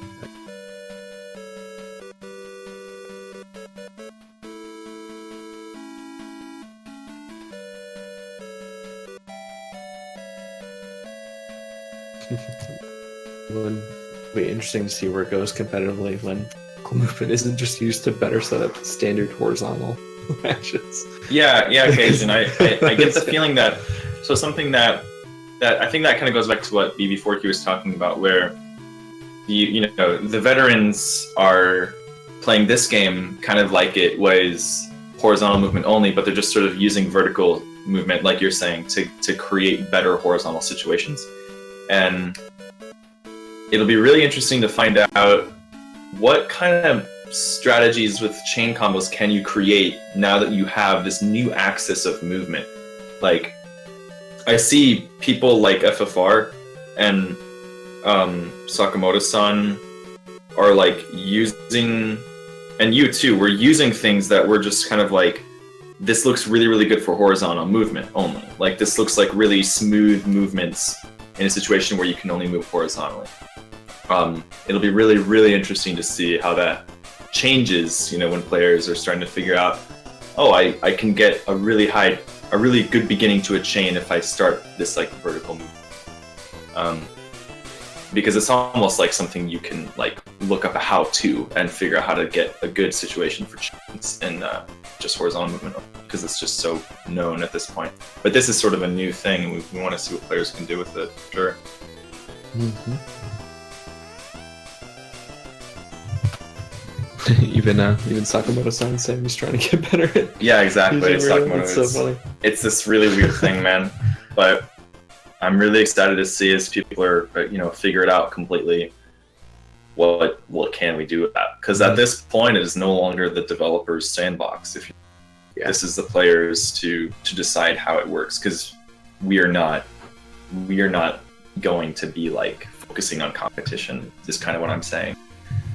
So I'm really excited to see what that, and also just what we've already seen. It's really amazing for us. I'm excited to make it even better. Yeah, that's how I felt just this whole past few weeks. It's just like the excitement about just really getting back to work full time and like doing everything. Oh, that reminds me, because this is where you go to your phone to flip the switch for the do not disturb. This thing, because most of the time it's set on that by default. Like, do not disturb all phones, but you can set it to always. Oh. And that will disable Well, while your phone is on, which is what has been helpful during our own streams too. Yeah, so since Aries is rebroadcasting this, his feed's a little bit faster than Cajun's. Okay, I was gonna. Which is not a problem though, because we can't see Cajun's screen at the top, that's what's awesome about this game. You can always just see what your opponent's doing. Yeah, that's so helpful. Unless you want to be surprised like 15 seconds later, just keep your eye on the left part of the screen. Yeah, exactly. It's the up-to-date stream. yeah. Yeah, it was cool seeing Cajun play though. I think he was like one of the competitors I knew the littlest about heading into this, and when I was trying to make a little bit of seeds going into this, I based it on their stats, and I didn't see too much from him. But he's shown that he's pretty proficient at this game, and he has a pretty good shot at taking 3rd place, or even 2nd if things shake up a little bit. yeah, now anything's possible at this point. That's for sure. So we've got Sakamoto-san, FR, Aries, and Cajun as the 4 left at this moment. Actually, Aries will be finishing just below them. It'll be Nim92 or Yume as he is in the Discord. Yeah. Oh, okay. Yeah. Okay. Right. There we go. And basically, between the 4 of those guys, I think only 1 match has happened between them. So they're all just going to be duking it out here at the end. Wow. All right, the grand finale. Awesome. Yeah, and we will have Nim and Sakamoto up next. So I'm expecting another pretty long set here. Yeah. GG's to you, Aries. You gave it your all, man. Yes, indeed. And thank you, Aries, for having a really cool setup here. Actually, Yeah, it's very put together, in my opinion. it just for me it just feels cool to see like 2 boards side by side again. Yeah. like in their proper format. That's what. Yeah, I really like that. Even if the streams like can't always be in sync, it's still just like visually, it's like, yeah, no, this is right. Yeah, and I'm thinking when we have spectator mode working for the next tournament, whenever that is, we can still do this where we have the ability to basically. I want to make it so that you can basically change who you're focusing on. You know, because like you'll be able to view the board from so and so's perspective. And then you could change that to the other person's perspective if you want. And then also we'll have the ability to have multiple spectators, so you could still have a left board and right board situation on stream as long as you had 2 devices that were both spectating the match, and then you could change your focus mid-match. So I'm really excited to see like how that's going to change tournament play soon. And I'm also just impressed that this looks as good as it does without that. And so yeah, props to you for it's good. Yeah, You guys we'll have say. obviously I done this before.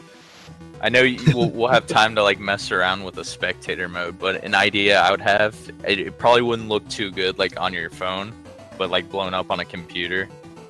Just having like, if we're just doing 1 screen for spectator, just flipping it off to the side and having the 2 screens like equal height, and then you kind of just like capture the whole screen and transfer it over. I don't know if that's something within the realms, but would be a pretty cool idea. Okay. Like, Yeah, I guess you guys to. don't have anything in the game right now that is like where you flip over and do something horizontal. Yeah, there's nothing like that just yet, but It just occurred to me what. Okay, yeah, I see what was. in landscape, yeah. Yeah, I guess basically like if you look at the stream, basically kind of mimicking that, except putting it directly on like a spectator view. Yeah, I would love to talk about the different ways that we can do it, because I want there to be sort of like option in how you're viewing spectator mode.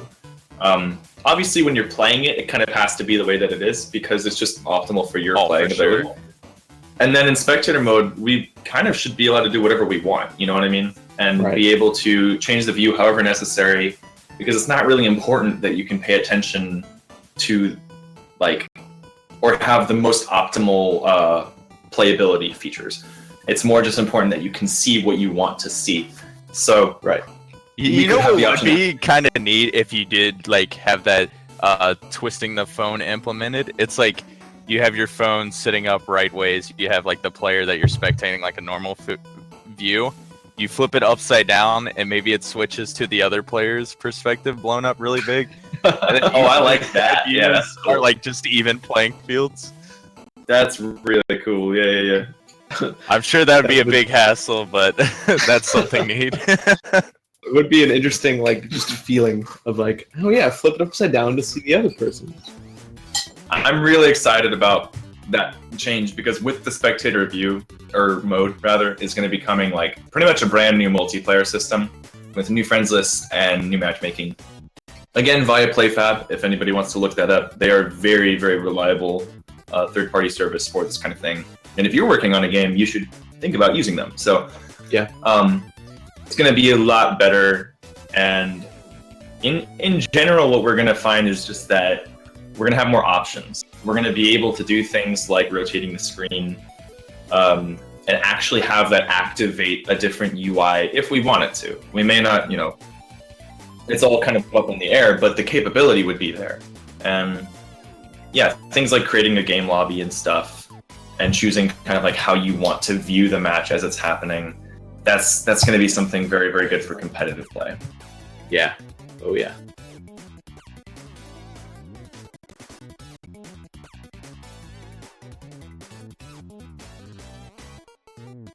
So I think we're almost ready.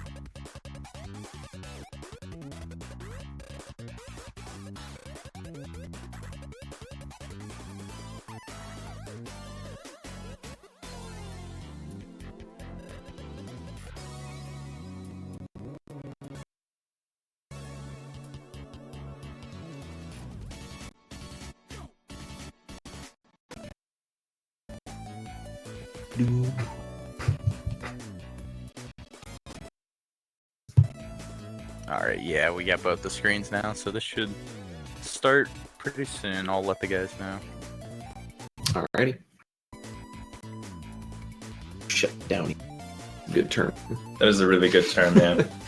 Downy. One of the things we've been considering with Mactooth is keeping his freeze from, Boomer has his own problems that we want to face and face fearlessly and actually fix them.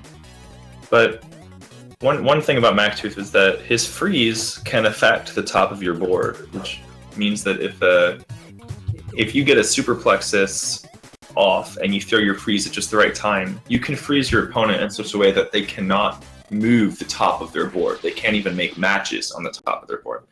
And so they're going to take damage no matter what. They will definitely take. We've been thinking about maybe letting the top 2 rows not be frozen ever. Sort of make it so that can never happen. Oh, and in a situation like that, you have 12 blocks that are available, most likely. Either that or you have room. And in that scenario, you could probably, fix the situation with match 3 and stay alive long enough. In fact, that match is extend your lifeline, basically. It's like creating basically a safe zone for counterplay. Yeah. Very fun, very important match now with Sakamoto-san and 92. This is... Or wait. I don't know, they're... Oh, I'm like... In my head I'm looking at them, I'm like, yeah, no, those boards aren't identical, so... Oh. Oh, yeah. Yeah, I haven't even actually paid attention to that. When the match starts, are the boards the same for each player, or is it different all around? Yeah, they are, and it's actually caused confusion because some people that have played the game, like, and we're talking about like very casual, like parents and stuff that have like checked out the game. They think for some reason that the top board is like a mirror image, just always. But and we're like, no, that's not true.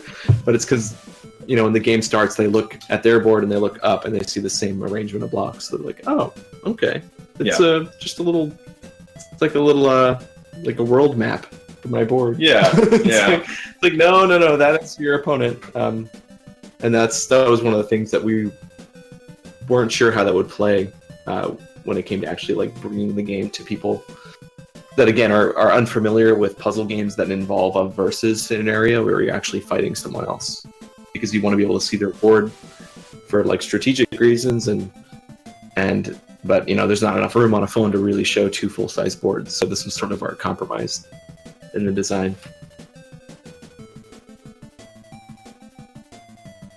In fact, every block that the players are getting here is synchronized, and this means that if you just were to let your board go for 12, 13, 14 minutes and somehow it never stopped moving, you would see that both players have the exact same blocks on their screen all the time.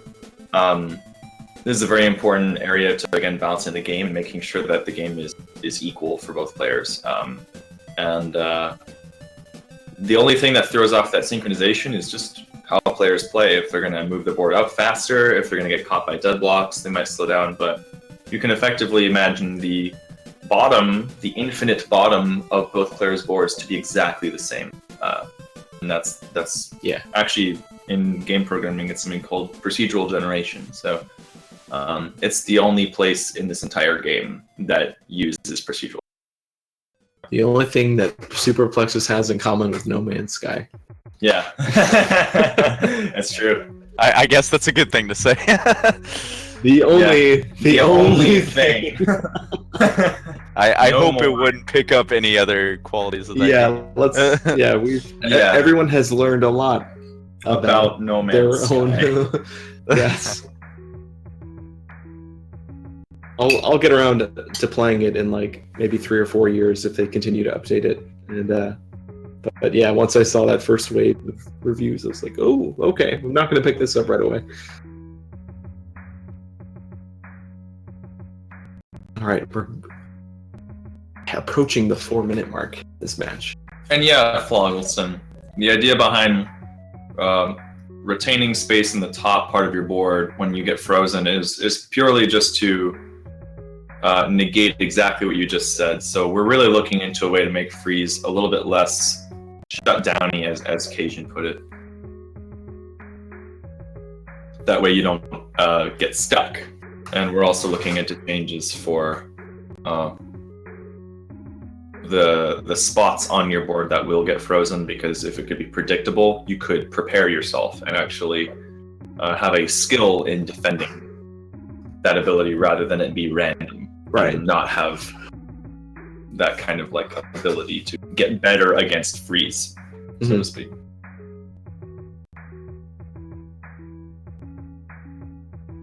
Sakamoto-san is holding his ground pretty well, as is normal in all of my matches that I've ever had against him. I feel like I'm watching myself play against him. What I'm finding to be But interesting this is a good fight so far. with players who are using Clef right now, I'm interested in the ability. Clef's ability can be very good for just throwing your opponent off and saying, "Hey, I'm attacking you." It literally makes a sound on their end as well, so you're really getting in their face with it. It's important to reference that, like, in this situation, Sakamoto-san has used his ability 5 times, which, granted, we are thinking bombs, there may be too many of them, but they're also less powerful than Clef's Cannon Barrage. But 92 actually hasn't used any of the Cannon Barrages, so it's interesting to see that the player who's ahead has been using the player who's not hasn't been, and it may draw some focus to, in an equal skilled match, you may want to focus on that ability and see how you can use it. Yeah, I mean, in my head, I'm always like, my instinct is to just use a Cannon Barrage on Clef, like, as soon as the match starts. Technically, you're kind of opening yourself up to just wasting that ability, because they might get health blocks. That's right. And be able to heal that away, like, right away, and then you're down in ability. Oh, hey, Nim92 got a level 15. Hey, leveling up during a tournament. Awesome. Yeah, man, that skin unlocked, though. Congrats.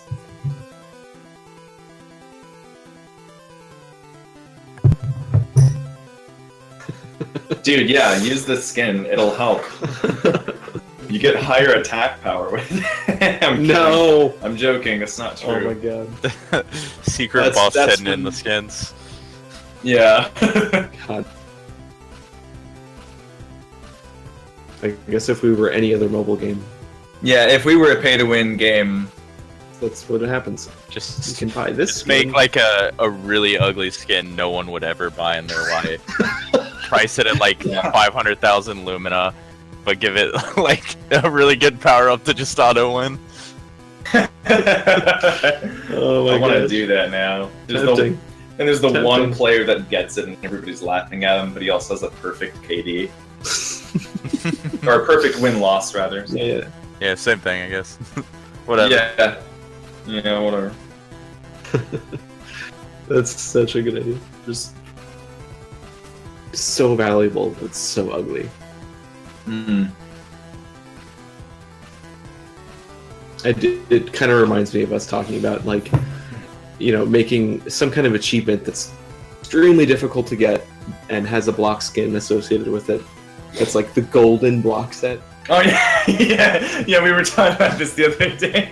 You gotta tell him this. And Awesome. like, it would be this thing that like a few people, like most average people, probably wouldn't unlock. If you did, it would be like this big deal because it would be a really premium looking.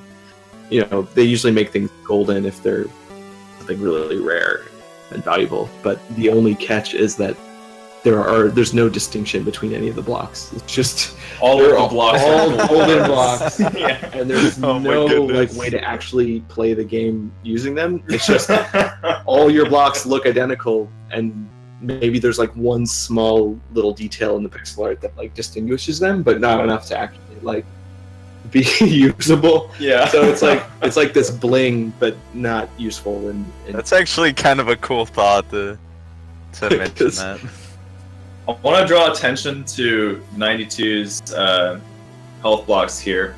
If 92 used her Super Plexis right there, that would have been a very regretful move. Just in that you would lose 7 health blocks and your opponent would gain 7 health blocks. God, yeah, And I want that to used be a reminder that the Super Plexis ability can really hurt you. Yeah. It's weird. And he made the right decision there because he comboed all his blocks down. He saw he had all those dead blocks and then just sent them away. Yeah, Yep. yeah. Perfect usage of, that's just perfect forethought there. that is like 90% of the time what I'm using my Super Plexis for when I'm Yeah. fighting against Sakamoto. Is just Yeah. protection against his stacks of dead blocks. And it's interesting to note that like this is the one situation where it's if you have to use your superplex but you have health blocks on your board and you have full health, you are making the better decision to use your health blocks even though they're not going to help you because you just don't want to give them to your opponent. So it's an interesting, I don't know. Health blocks are a very, very interesting like addition to the game compared to the originals because just because of that, just because of the fact that you can give yours to your opponent. Kind of weird. I feel like sometimes you can trap your opponent in weird situations too. Like if they have 2 health blocks on their screen, but they're constantly in panic and they just need to get that Super Plexus off. You'll get those 2 blocks, and they might get that similar situation over and over. Because I think that's happened to me a bunch of times. Oh, I'm like, man, when am I gonna get 3 health blocks? I keep getting Where's 2. the third one? Yeah, that happens to me all the time, and yeah. it's just so funny you mention that. It happens to me all the time. And I think we have finally found the sweet spot for the spawn rate on the health blocks because that was a tricky thing to get right. Because before the health blocks were just way too common, and There's this is fine for everybody to know because you can't really change this, but there's a 1 in 72 chance that any block that joins your board, whether it be through a dead block or blocks coming up from the bottom, will be a health block. It's a 1 in 72. And Interesting. it took a long time to get that number right, but we really feel like this. yeah, I think This we've works got it in a good correctly. place finally. Yeah.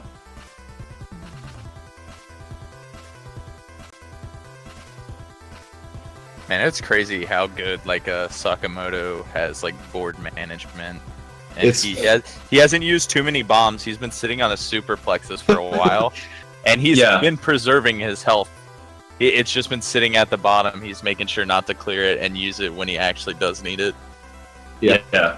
Yeah, I'm like so happy to be able to see his gameplay up close now because I just don't have time to watch his board. Oh, Right. same. Now I got study material to take him down when I play him. Yeah, exactly. Me what too, are man. what are his habits?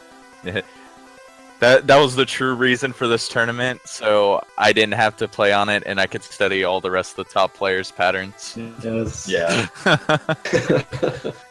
It is kind of it's a really good way to phrase it actually is board management, and it's this like added it's kind of like watching your mini map in like RTS games or MOBAs where it's not something you think that you need to do, and you might not instinctively do it, but it like just makes playing the game easier. It's just keeping your board as flat as possible and I guess like as free and Yeah. one. Oh, crazy. And He's got Yume has plenty of been bombs able up. to survive for a while here. He's not topped off. I wonder how close Yeah. we are to getting to the sudden death period. This looks like a good contender for that. I think What Sakamoto's doing here is interesting. He has his health blocks all the way at the bottom right, and what you might see here, he might use his Super Plexis soon, but he doesn't want to use his health blocks immediately. If he uses his Super Plexis and his board is completely full, those health blocks at the bottom right will not go. Keep them board. And it's basically a way of like being aggressive with your Super Plexis, but not giving your opponent the health blocks and not using them too early either. It's the weirdest thing ever. I don't know why. I don't know why we decided that. But this is too late to question yourself. He's one of the players that I have seen save health blocks all the way at the bottom right, consistent. Really amazing here. Just Nim has 6 health. Nim's already 5 health. Sorry. It is 6. Yeah, he is in sudden death already. Yeah, except that he has some ability. Oh man, right there. We were a minute short of sudden death. Yeah, seeing it tonight. Amazing. Wow, good game on both ends. That was a great fight. I have a feeling we're gonna see sudden death in the finals. Yeah.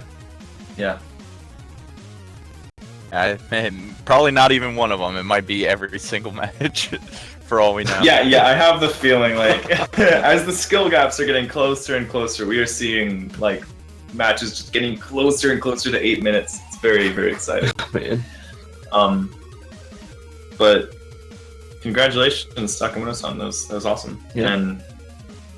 And he's number 1 in the ladder, and like Nim put up a really like seriously good fight. I lose to Sakamoto-san within like the first couple minutes.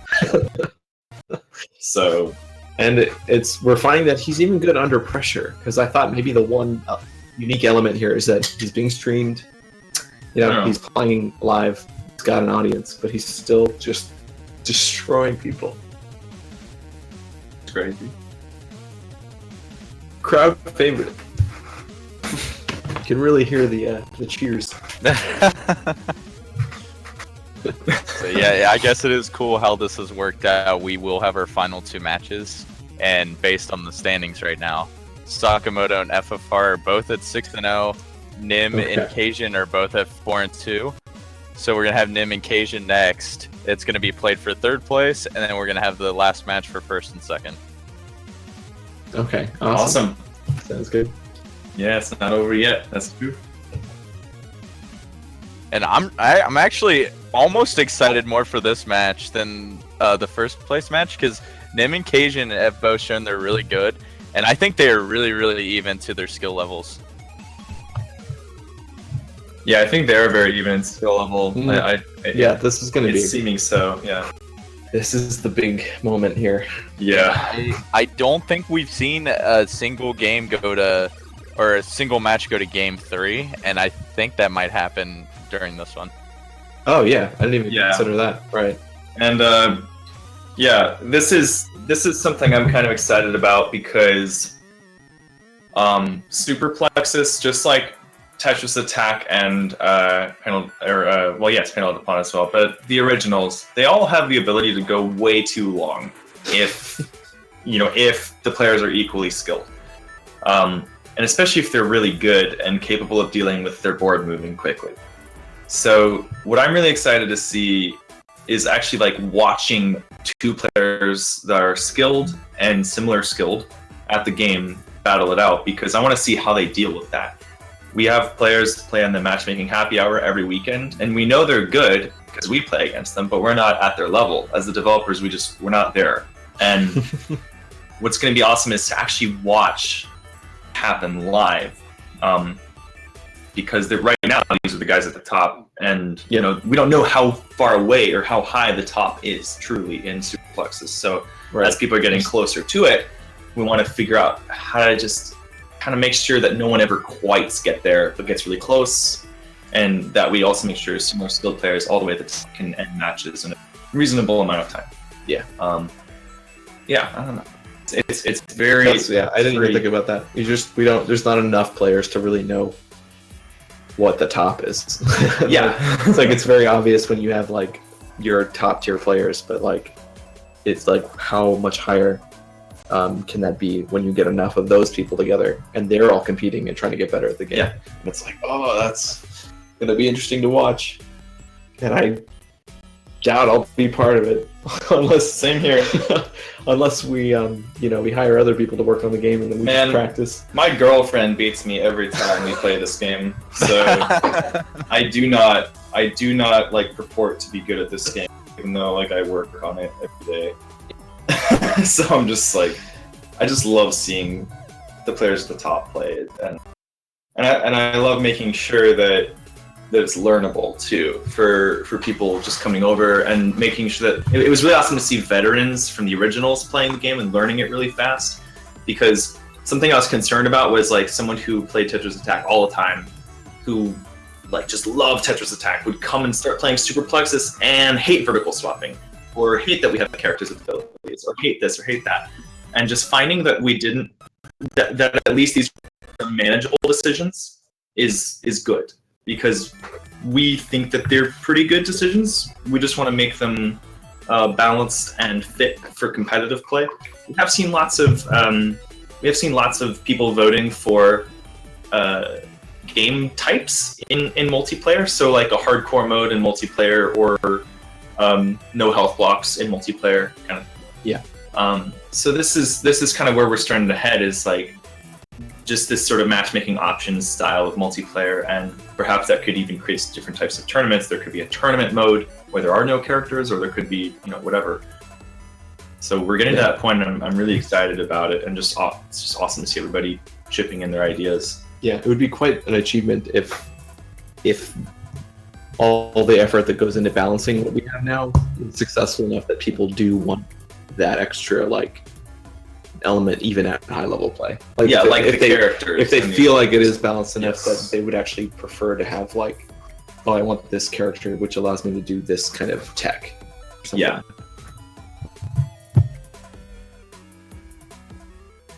Yeah, and just like talking a little bit about that, like going back to like the veterans playing, some people, they probably won't like the vertical swap, but I speak for myself and probably a bunch of others. I think when you try to master a game and play it for so long, you still enjoy that game, but you kind of look for a new challenge. And I think that's what a lot of people are finding with this game. Adding just a simple mechanic as being able to switch up, it literally changes your whole thought on how you're supposed to play the game.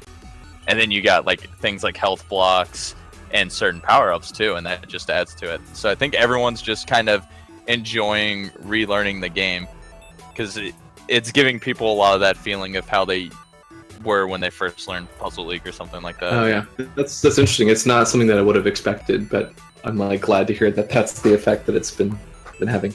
Yeah, very much agreed. Cool. Yeah.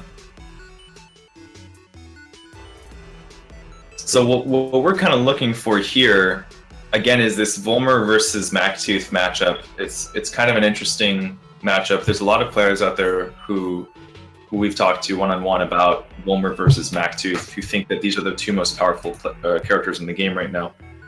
And it's going to be interesting to see if Cajun can pull off the Super Plexis plus freeze, which if you get it right, you can make the blocks like hold themselves at the very, very top of your opponent's board.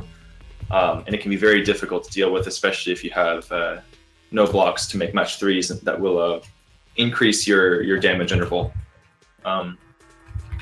Yeah, unfortunate for Cajun there. I think he just maybe was getting some moves a little bit mixed up, but he took a lot of damage trying to like flip just a couple colors, and I've had that trouble too.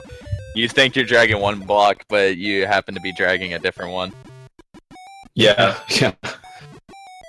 That's what's killed me in the past. And I didn't mention this, but Aries actually found a stylus to play the game with, because really? He's using a smaller screen, and I mean I guess he hasn't reported back if it's like solved the problem totally, but I was like, I cannot believe I never thought to use a phone stylus in the game. Yeah. Like even on my screen, I feel like I would benefit a lot from just having like a pointed, like tighter point of control. Because like what BB Forgy was saying, like that occasional moment where you're dragging the wrong block and it's too late to realize what you've done, and that could be mitigated by like having a stylus. Yeah, and having a tinier finger, or just having a very tiny finger. Yeah, exactly.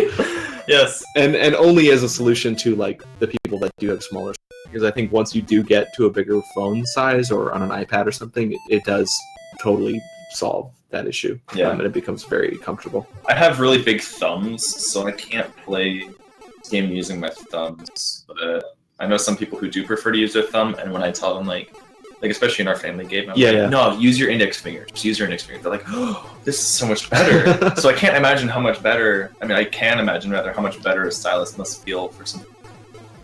Yeah. Yeah. At least from my personal experience, I think it just depends what device you have. Because I use a stylus as well for when I'm playing. My fingers are just way too big, so I get that movement I want on an iPhone. But my friend got the game on iPad as well, and I've been playing around with that. I can actually move a little bit more freely, and I'll just have like maybe an index finger on the right, one on the left, and if I have to see I need to move 2 blocks, I can easily just like navigate one after the other. Oh, that's pretty clever actually. Like really making use of like the actual distance that you can have by like using multiple fingers. Yeah. To minimize the time spent moving around. This match is so close. Yeah, so I was about to say that. I'm like, man. Now, Cajun just ran out of his last freeze and brought Nim to 6 or 7 HP. It shows up different on oh my god, it's 5 to 6 right now. Oh my goodness. Yeah. So he's got slightly marked his stream. We're like, we're seeing it. We can refresh.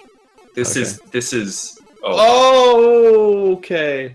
Oh, wow. Unreal. Oh my gosh. Oh, what an intense. There's the Franker Z from BB Forky. What a mess. Crazy. Oh. Wow. Dude, what an ad. Wow. I think a fair. I was thinking about that because I'm like, is there a way to just like by entering the tournament as just like a perk to just entering you immediately have your ads disabled, even just by joining? Yeah. Like, we can set up something like that. Yeah. Like we could have some kind of arrangement where it's like the participation prize. So thanks for joining the tournament. Your ads are disabled. Also, just for the sake of the stream. Yes. Yeah. It might be worth doing.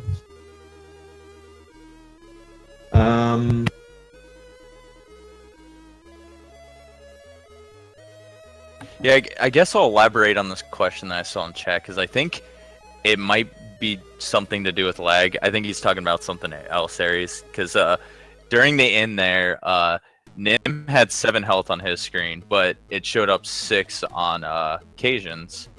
And I think this is what the case is, but the health on your screen is always what you have.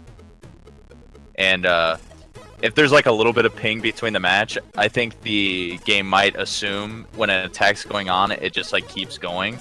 So it might give an improper value to the other player. But I think it's always on what your current screen is how much health you have left.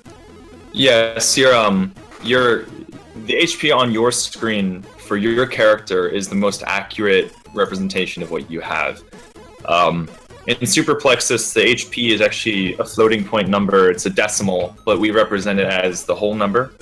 And when we're sending that data from one phone to another, that number can be rounded differently depending on what iOS version you're on. In fact, even that little change can affect the rounding for that number. But when we have system where we are not using peer-to-peer communication, we are using a host. Like, let's say one of the players hosts the match, or one of the commentators, like BB Forky, hosts the match. Both health values will be stored on BB Forky's side. So this is a case where there will not be any rounding errors at all. So right now the best way to look at it is if your character has a certain amount of HP on your screen, it's definitely the correct amount. But yeah, that's sort of the short version of that. The inside look under the hood. Yeah. on some of the things that.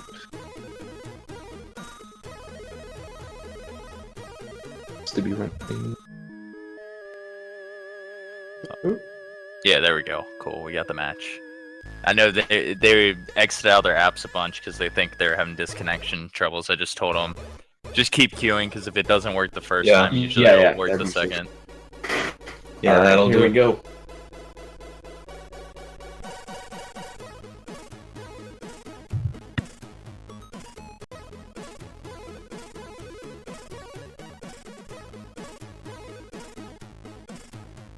Yeah, I can see how Mactooth is a pretty good choice though, especially against Volmir. You could say that he's a counter to him because of the bombs, but if you catch him off guard with the freezes, you can just do a pretty good amount of damage as well to him.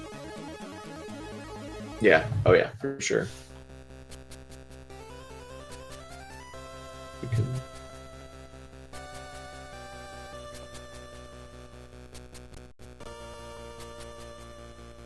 I only know what floating point numbers are because of Pen and Coke tube. I watched it. Yeah, I've heard that name on YouTube. I think it sounds familiar. Official across parallel universes. Oh, he's the guy that did the like half A presses task, isn't it? Have you guys seen that on YouTube? I don't know. Do you know about that? Yeah, I've heard about that. I think a guy, he's just trying to beat all Super Mario 64 with the least amount of A presses that's possible. And yeah, that's fine. There's like a big meme in the community that one of the videos he made was called half an A press, where he presses the button but doesn't let go of it for the rest of the level. Wow.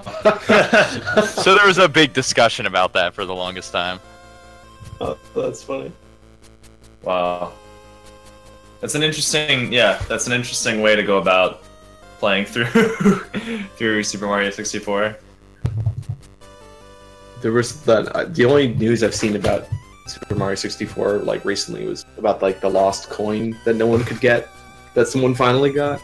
Really? That's awesome. And it was like, I did not know about that. And recently there's been like a new lost coin that has shown up. It's like as soon as one thing is figured out, there's always like a new challenge. Yeah. That arises to replace it. Something worth pointing out here is that Cajun has one freeze left. Now, with Nim at 58 HP on our view of the stream, or wherever Nim is, it's not really possible that, you know, if Nim gets stuck with a freeze, with a really good freeze, Nim could lose the game immediately. So what Cajun is probably trying to do right now is get a Super Plexis, send it, and then freeze Nim at the perfect time, and hope to get a few ticks of damage. Nim can of course counter that with his Super Plexis, and it's you know, not all she wrote, but it'll be safe for a long time. And at that point, sort of what we end up looking more forward to is a sudden death sort of game, hopefully. Yeah. Oh, and there's the low battery message. playing unplugged, very ballsy move there. Likes life, living life on the edge. I can relate. Me too. There used to be a bug where that message, the low battery message, would actually disconnect you from the game, and that was yeah. Thankfully, that is a nice little proof there that the that system quite well. Yeah, Shadow. Whoa, low battery. Oh man, you better hope this sudden death doesn't go on for like 10 minutes. Yeah, that's a good point. We may see Nim lower the screen brightness here in a moment, just oh man, preserve some battery. Yeah, I missed a little bit of that. I had to calm the dog down, but I saw that low battery screen for a second. That's the worst feel. It is, yeah.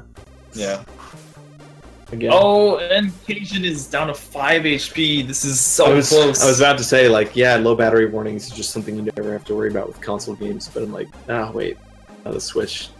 Yeah, I'm running out of battery with that pretty regularly, and you know, just the 3DS in general, and the DS. He's playing in red bar. It improves the frames. That's awesome. It was what's his name? How would I always forget Tim's name? Tim's full Tim name? Heidecker. No. Okay. Tim Rogers. Oh, Tim Rogers. Yes, from Action Button Entertainment. Yes, he wanted to make a game that was like based around battery life, like your phone's actual battery life would change the way that the that's game cool. is. But I don't think he actually seriously started making a game like that. It was more like just like, this will be a funny tweet.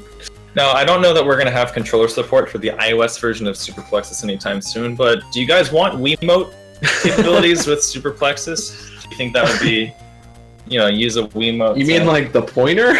Yeah, man. Like motion control? Yeah, not the nunchuck. No. Just the Wiimote. And we're done. Nymph is the victor. Wow. These are both level 15, too. Yeah, congrats to him there. That was the third place match, so he'll be getting a little bit of a prize at the end here. Yeah. All right. Well, congratulations for placing. Yes. And all that is a victory.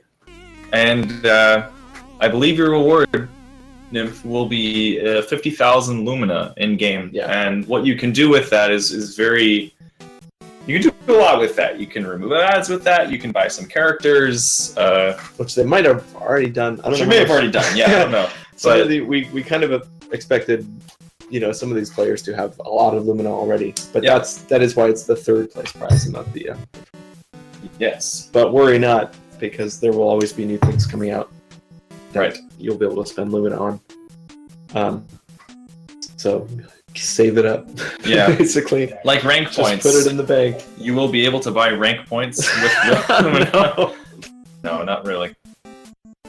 Oh, We're very sarcastic about pay to win stuff and Super Plexis. Yeah, I'm sure someone's gonna edit together a nice little out of context video. Oh yeah. Spread it around.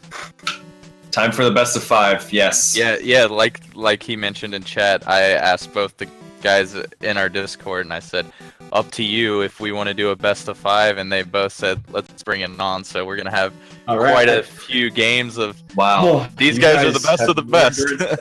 That's crazy. I don't know how you guys could actually agree to that after all these games. And Sakumura-san says you can spend your ranked points in game to damage your opponent. Interesting. Yes. It's so interesting. That might seem like a little bit of an unfair power up there, maybe. Man, that's because it's it's the whole risk reward game, where it's is spending my rank points worth, actually winning the match, and hopefully I get enough rank points to make up the difference. It's oh my gosh. Yeah, best of 55, no thanks there. I think we were joking around about that the other day, and it would work for one game, and that would probably be Puyo 1, because those matches last 10 seconds. Seriously? Oh my god. Yeah, it's because the first iteration of the game, they did not introduce canceling out someone's garbage, so it's a race to see who could get a 4 combo the fastest. Oh wow, I'm surprised that they wouldn't have implemented something like that. But I guess that's why they make sequels. Yeah, Puyo is a very I've known that it's been a really popular puzzle game, but it's one of the ones that I didn't actually play a lot when I was younger, and I've actually been playing it recently because I the Switch version, that Puyo Tetris thing's coming out, and it's all right, I need to get educated a little bit more about this other half of the retro puzzle world that is gaining popularity.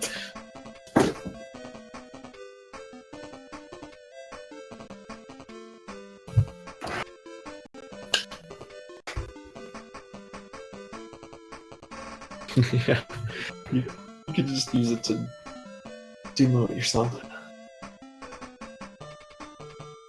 Oh man, is it happening? Is this? Yes, it is. Moment. If both of these guys have a severe win-to-loss ratio, 75-5, and what is that, 16-2 or something? Yeah. Yes. Yeah, Sakamoto-san is not used to losing, and the unfortunate thing for both these players is that the other player isn't really used to losing either. So, oh man, we're out of curiosity, who were Sakamoto's losses to? A player named Grant. Math Yeah, Grant. Math Grant. Oh, who's okay, in- Grant took him off. Okay. Yeah. And I don't know who else. I never Probably all beat him. 5 were Grant. Yeah. I don't know. I'm not sure because they talk about the one game where he lost, but that's it. So I feel like Yeah. maybe it was like a disconnect or no, because this would be Disconnects. I wonder- Well, a disconnect would. I wouldn't took a even game count. off of Sakamoto-san because of a bug. So like one of his losses is to me, and it wasn't supposed to be. So there's 2 of 5 described. Because he's helped us like Yeah. test things, so it might just be like Yeah, him doing us a favor, and he's been a part of the testing for this game very frequently. So maybe that a couple of his losses are due to that. Usually, though, when we hear about a player losing to Sakamoto-san, we hear about it like quickly.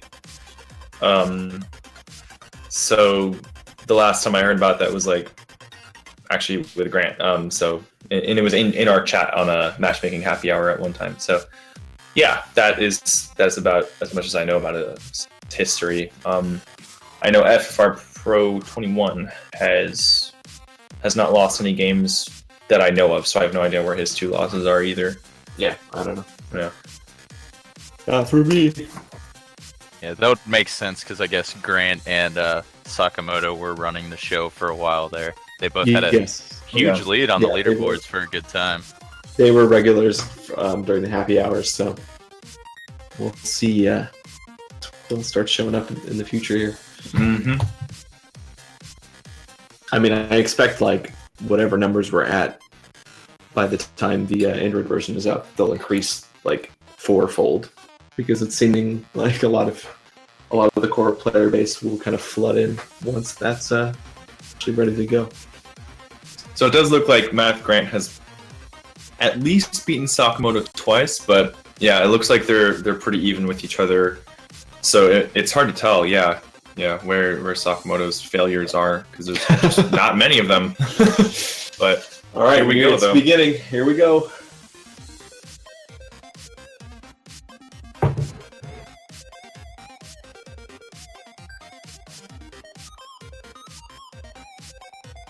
I think this is a cool clash of the characters that's going on too, because you kind of have like Volmir, who's the most expensive to unlock with Illumina, the last person to get, and then Arya, just the standard character, first one that you play with. Yeah, exactly. I'm like FFR deserves credit for just sticking it out with Arya the whole time. Yeah. Arya is a character that a lot of people haven't really figured out the overpoweredness of, if you will. Every character has that one thing that's like really, really strong about them, and Arya's is a little bit hidden.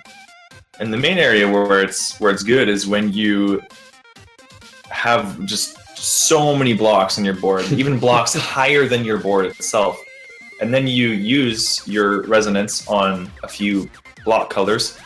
You start making matches without even having to swap, just because there are so few colors on the board, and then that starts creating chains for you, and you basically get a huge chain combo for free, which sends a bunch of dead blocks. So this is sort of the hidden power of Arya's ability. Yeah, and she has probably the most well-rounded, just like base stats, if I remember right. Mm-hmm. Just has like a solid.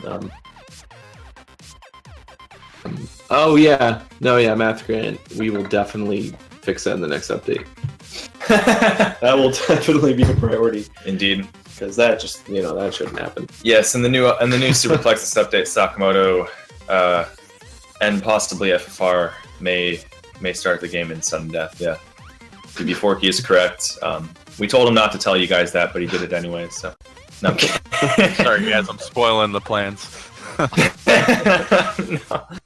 No. But this is really cool to see. It's already very even. Just looking at their boards, they're both just as full.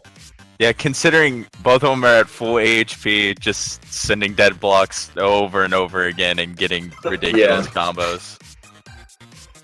7, 8. Wow. 9, 10. Nice. Just curious, has anybody in here made it to a 20 combo yet? Because there's something really special.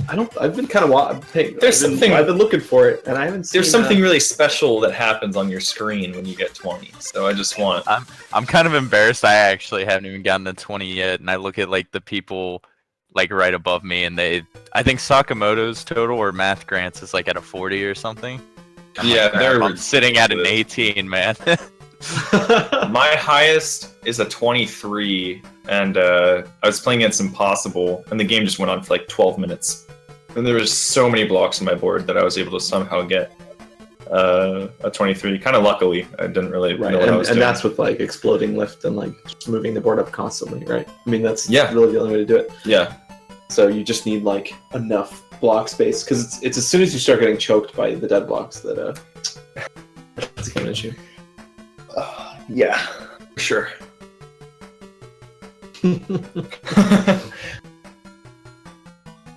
We'll get there eventually. I think I was battling you, Gabe, actually the other day, and I got to the 18, but you died before I could go any farther. Oh my god! Oh wow! That's yeah. I'm gonna inadvertently blame you. Because I would have it right now, of course. I can take that. I can take the hit. And I'll take it just because I actually got the win at one point. And that was like one of the few games in a long time where I'd actually gotten, I think it was like somewhere close to 17 or 18 in one of those games as well. So we were both playing pretty hard, I guess. I do want to mention that both players are still at extremely high HP. Sakamoto-san does have more health blocks on his board, but he's also being put under pressure. If you've noticed, FFR hasn't used his ability at all, and Sakamoto-san has used up a third of his uses for bombs. So he is sort of playing on the more defensive side, but he's not running out of time either. He's not running out of uses for the amount of time that he's been playing either. And he's got health blocks. It looks like we're finally going to go to sudden death this game because these players are so evenly matched. Yeah. Oh yeah. So I hope FFR has been in sudden death at least once, because it's certainly a unique situation. But he doesn't seem to rely on his ability or his Super Plexis very much, so I think he'll be fine. But there is kind of a in-your-face splash screen that happens, so hopefully that doesn't. I mean, yeah, it doesn't. It's in the same place as the other combo. Yeah.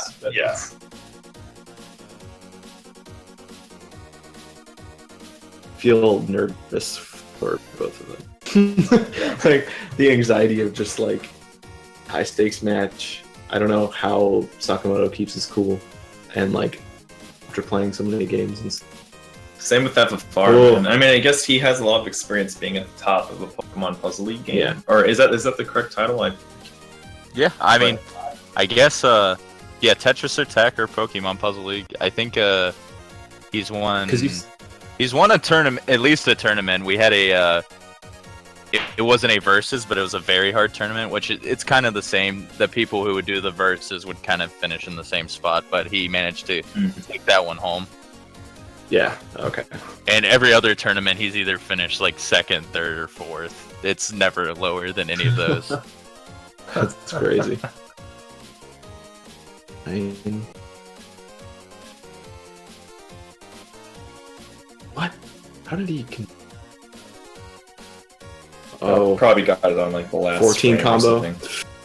Oh, he tried to keep that going. Yeah, we just saw a very good number there. We saw a very it's not easy to do strong combo coming out of Sakamoto-san.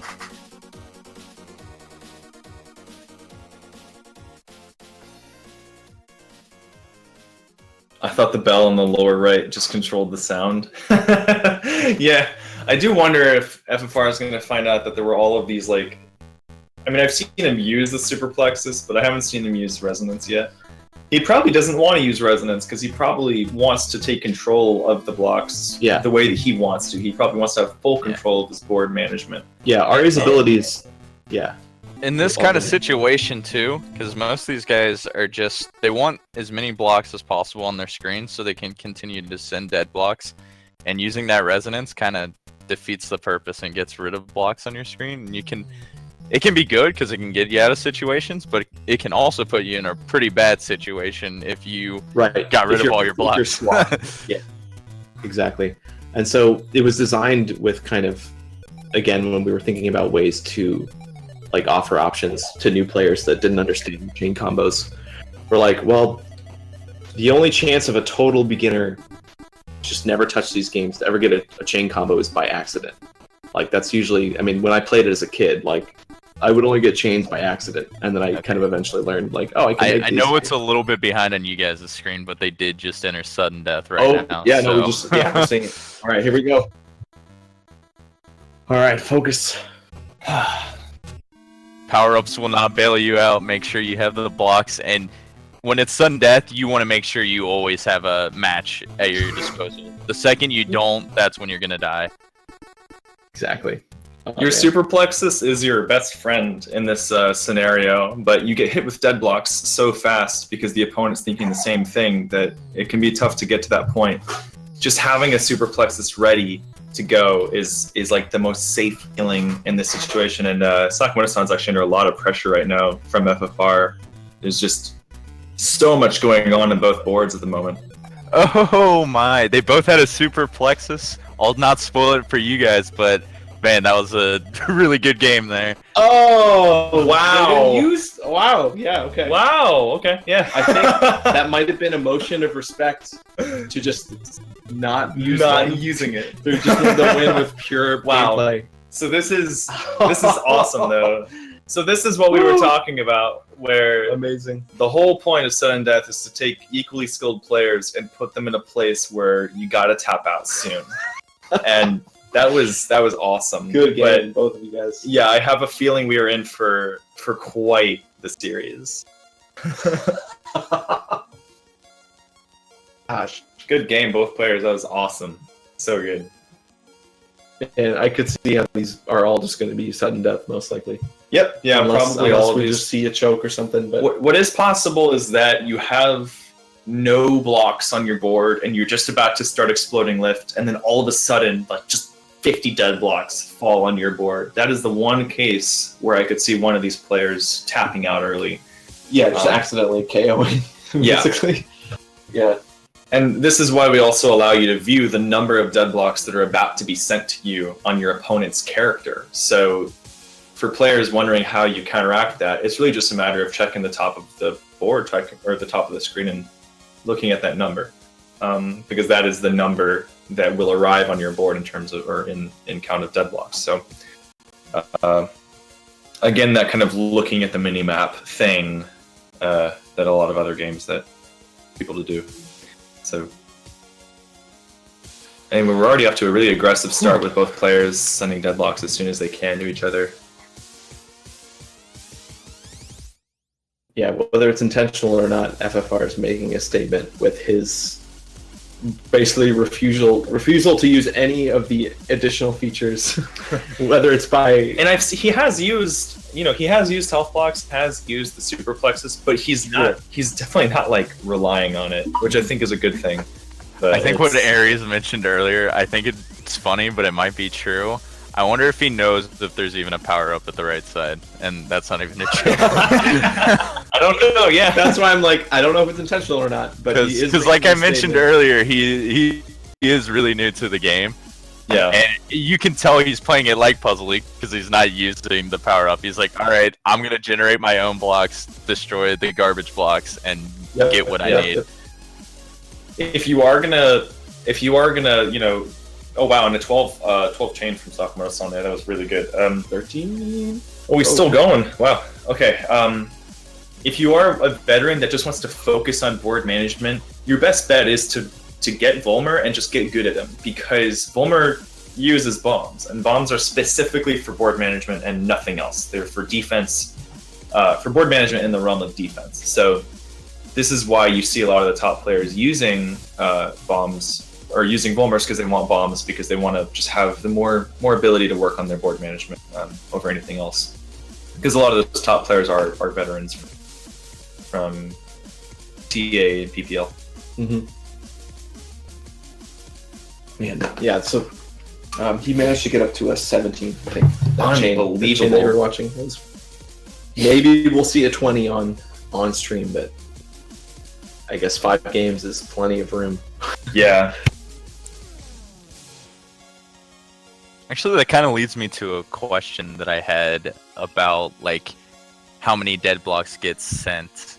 Is it a fixed number when you're just piling up your combo more and more? Because I noticed at the top it has like the times 41 and 47. And that's like the number of units I guess it occupies.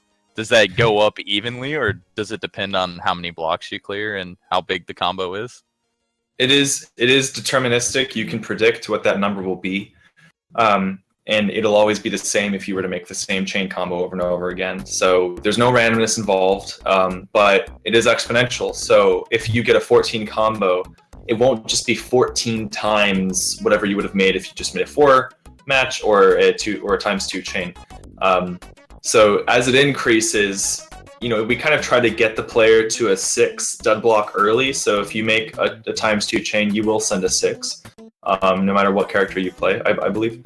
But our goal after that point is that as you make more chains, that number goes up exponentially after that point of getting you to 6, so that we get those rows piling up on each other. So yeah, it'll go up exponentially, but not linearly.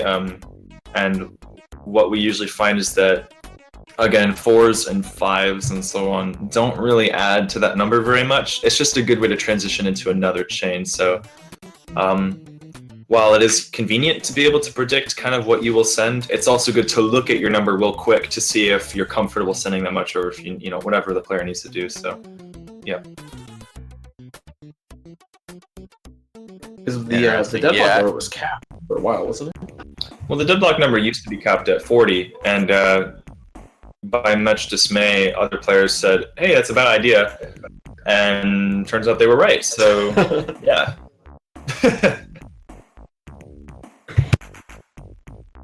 Yeah, that's interesting. I always wanted to get that cleared up. So, like for instance, let's say you do a 5 combo, and all your clears were just 3 after 3 after 3. It would be the same as starting with like maybe clearing 5 blocks and then just doing 3s after that. If that makes sense. I kind of explained that a little bit weird.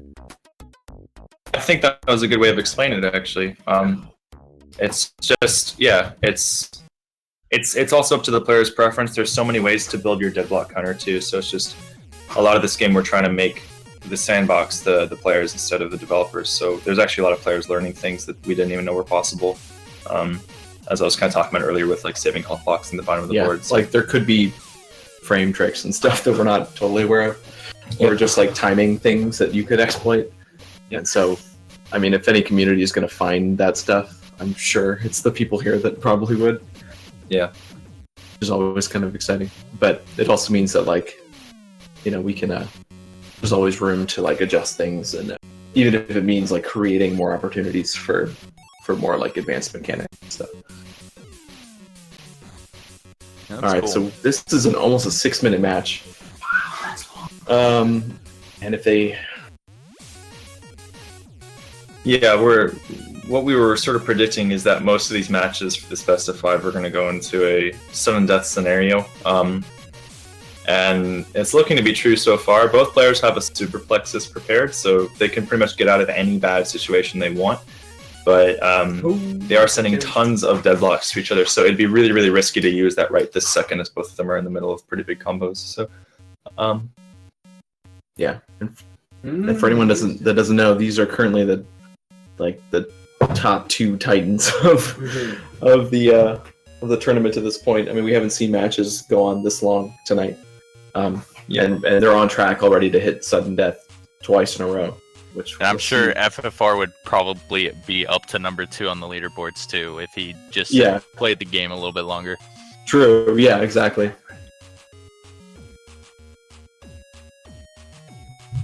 Yeah, the leaderboard is sort of up for grabs.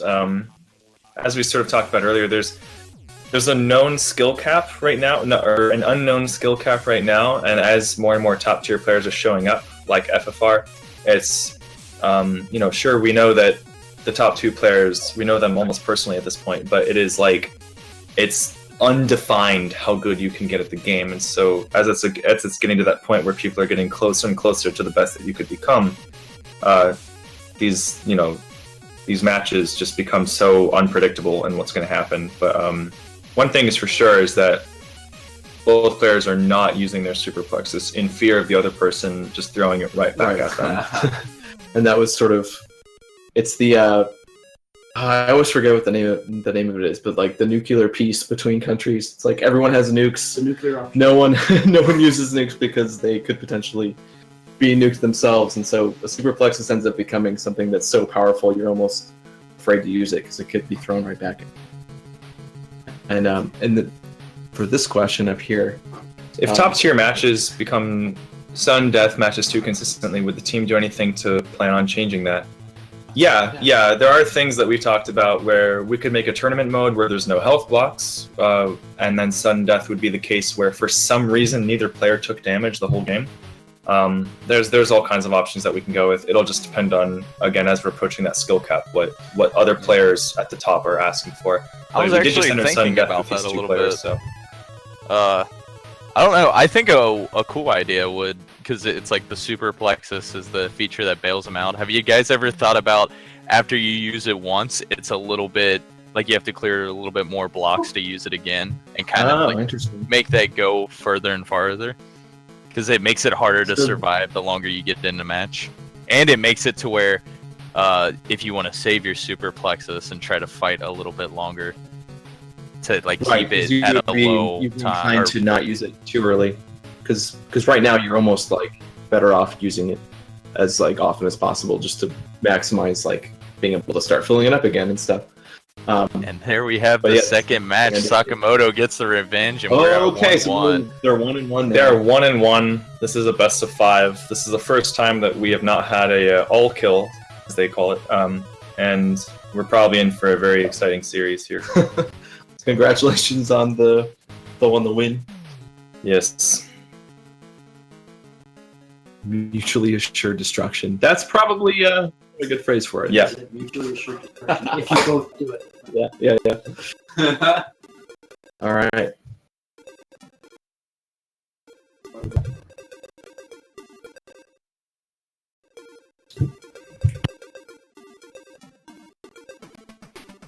Yeah, I think they're taking a little bit of a breather right now. 2 16+ minute matches in a row can kind of take it out of you, and especially with a game like this, if you're playing at a top level, you're focusing so hard, and I know how draining that can be on you.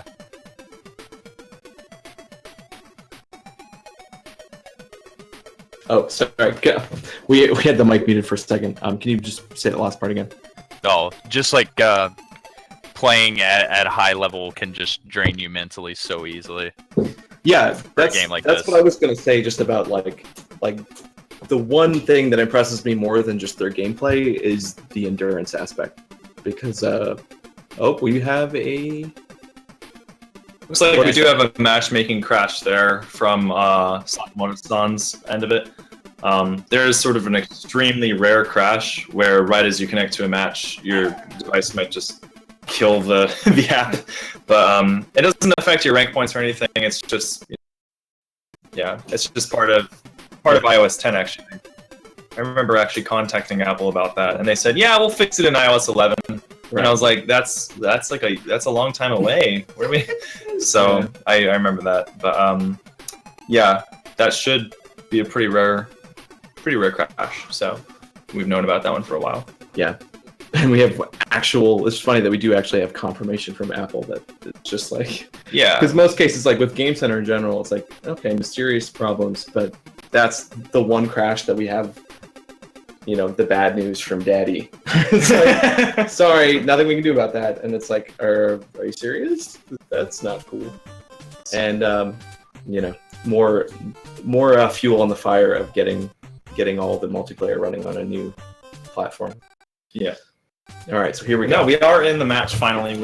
I will say it at least has the dignity or the decency to happen right at the beginning. Yeah. So that you don't get a crash like that in the middle of the map. No, there's no crashes that we know of that take place during the match, so we're thankful for that.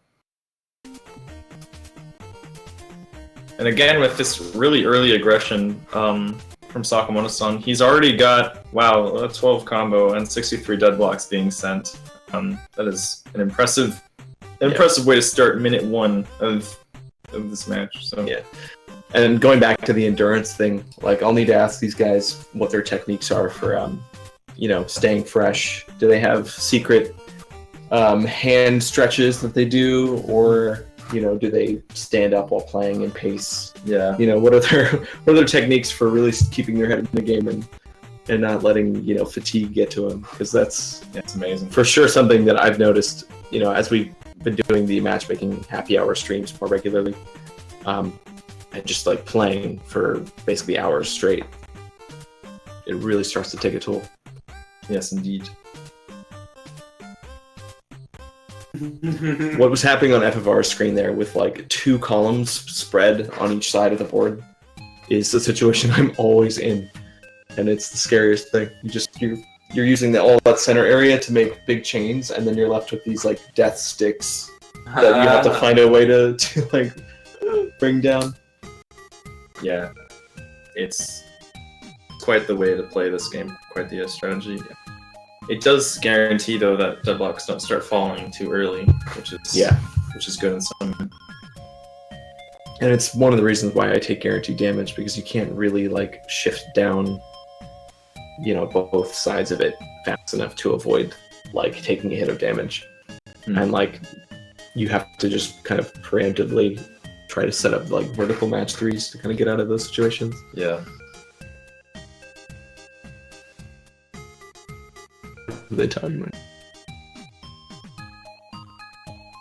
Oh yeah, we can confirm FFR is not a machine. We met him in person at a couple different events. Oh, great. Okay. That's awesome. And he had a stream going yesterday, I think, too, right? Yeah. So I guess I can also say I saw what appeared to be a human. Yes. He does have face cam as well, so many ways to confirm. Yeah. And it does depend what your version of confirmation is, in that scenario. There are a lot of people who've seen iRobot and AI, and these things can look good. These robots can look like humans, but Yep. that's beside the point. Yeah, technology's getting better, so proof is going to need to get a little bit more. He's a synth.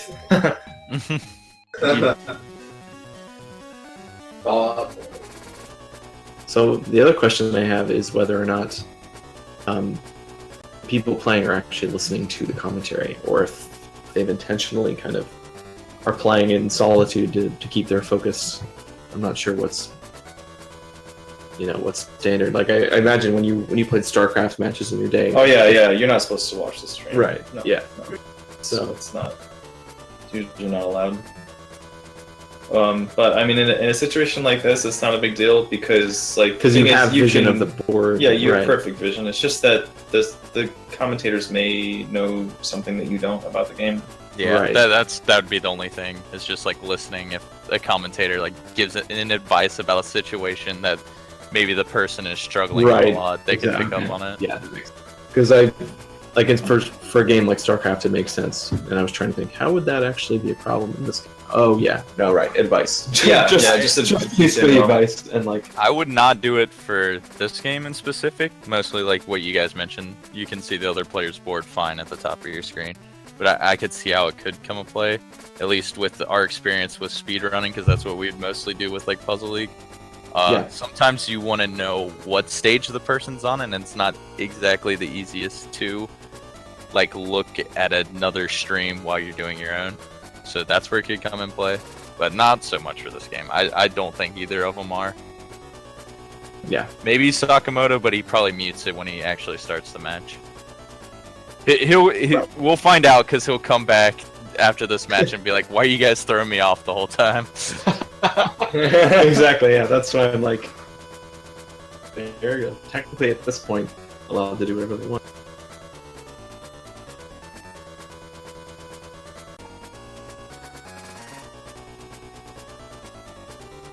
We are starting to see both players take a little bit more damage before entering sudden death. But again, just back to the endurance thing. This is sort of just a sign that there's this like entering brute force mode, just kind of like getting through this first portion of the match because they know that it's probably going to go to sudden death. But that alone can actually cause somebody to fail making it to sudden death because they're focusing so much on something that hasn't happened yet, and psychologically that can push you back a little bit. So there's this like 8-minute long endurance that has to happen before they actually are there. A couple players have said, well, what about if this happens all the time, what are you going to do about it? And there are a few ideas, like we could create a tournament mode where there's no health blocks, which I was talking about earlier. And this is something that I encourage players to give their thoughts on and say what they think, because as the devs, we're not at the skill level where we are constantly going into sudden death. It's very important that players at the top are letting us know, hey, I pretty much always get to sudden, if this were to happen, oh, hey, I always get into sudden death. And yeah, in tournaments, it's just kind of like getting, those first 8 minutes are just kind of like boring because of it. Mm-hmm.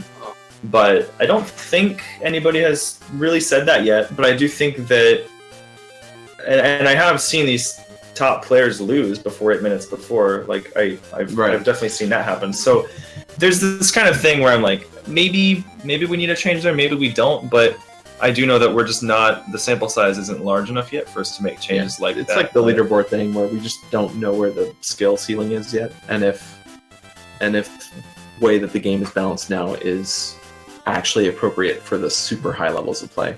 Yeah, because casual players obviously don't really ever hit sudden death, and so for them it's not an issue, and it's really just a matter of the really high skilled people, and it makes sense to get their feedback for it because that's the game that they're playing most of the time. And so you want to make sure you still have more or less the same game balance across for everyone. All right, who's ready for sudden death number 3? Here it comes. Sakamoto using his bombs, knowing that he's going to lose access to them anyway, or at least using that one.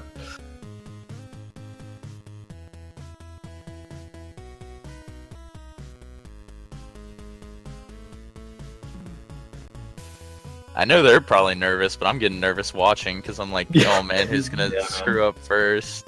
It's like so close. Yeah.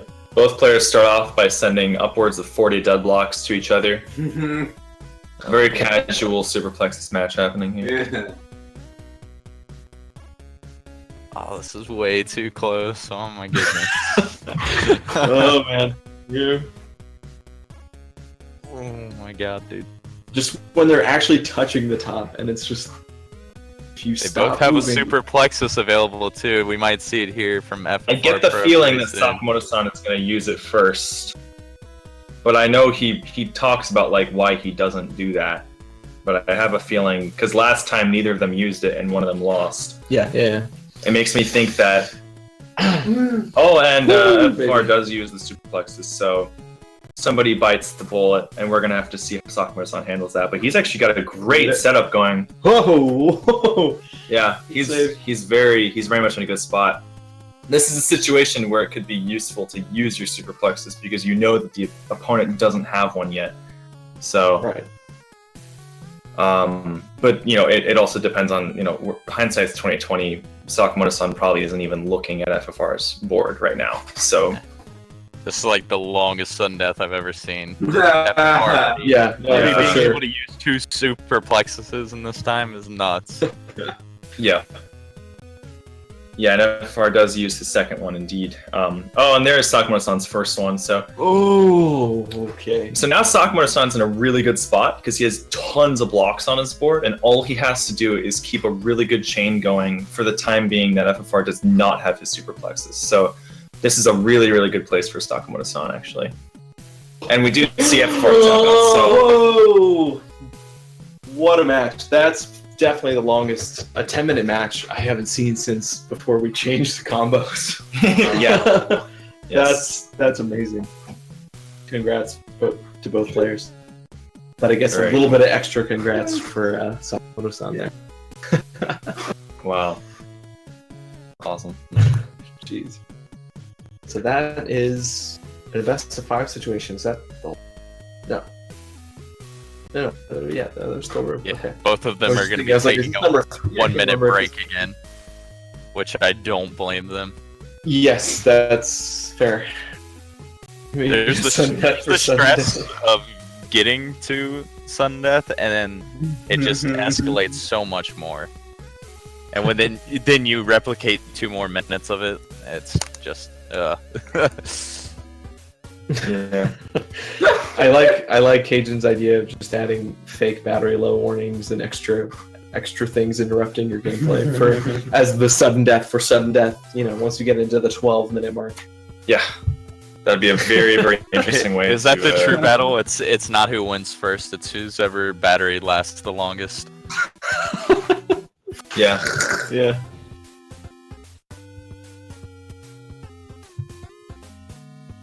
Man, another block color could be really interesting. Yeah, that's something that I honestly didn't even think about.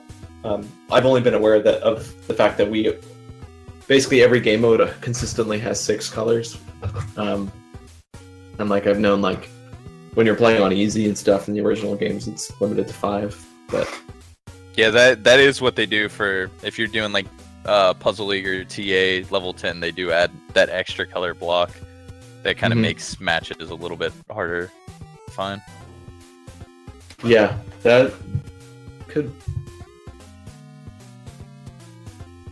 A 55-minute match. I think I remember him telling us about that. Yeah, I remember getting an email from Sakamoto-san one time. 55 minutes. Oh my goodness. Yeah, and he just said, he was like, I remember it so perfectly. He was like, hey, so I was in a 55-minute match against Impossible AI. So casual. And then he was like, oh, and I won. And I was like, what? You won? And this was before we added sudden death to the game, but the combos were as they are now. So it was a very, very similar to the gameplay that it is now. So I hope that this shows how important sudden death is for this game. And also the fact that health blocks may or may, we don't know if they're going to be good for competitive play, but we do know that things like health blocks, the Super Plexis character abilities and whatnot will all be optional in future matchmaking options. So there will be ranked leaderboards that are specifically for people who don't want any of this extra stuff and just want exploding lifts and Tetris Attack style gameplay. So there's going to be a lot of cool stuff like that coming out. But for now, we're just happy that players are like enjoying the full batch of content. But yeah, I remember that email told me like, okay, the fact that that's even possible means that we need a sudden death mode. Like it should be, it should not be possible. It's not to say that like tagging on a sudden death mode is the only solution to game balance, because there are other things that we could be adjusting to. But it seemed like something worth trying, as like, because like there's so many so many things to fine tune. It's hard to know. We knew that the problem was health blocks ultimately. Like technically you could survive on health blocks forever if you wanted, but it seems that this is a little bit more balanced now with the addition of stuff. And that actually removes health blocks, so right. It's very interesting to see players fighting each other, and you know, the player who's very, very low HP at 7 minutes and 30 seconds, all they're doing is thinking about sudden death, and that player who's on the other end of that has 30 seconds to finish off their opponent before both of them are put in the same box. And that's a very interesting like mental thing that's occurring in the player's mind. So it just puts the game on a whole different level. But we are, you know, coming off to a very good 4th match here. Some really interesting deadlock formations on both players' boards. But the first Super Plexis is used by FFR, and now this is kind of Sakamoto-san's decision how he wants to handle that. He has all these extra blocks on his board, and he has to make sure that he uses them right. And it's sort of just, with great power comes great responsibility kind of thing. So yes, indeed. You're waiting to say. Yep. Good comment. My mind keeps playing tricks on me with the chat. Like, dude, in. Oh no, it's not there.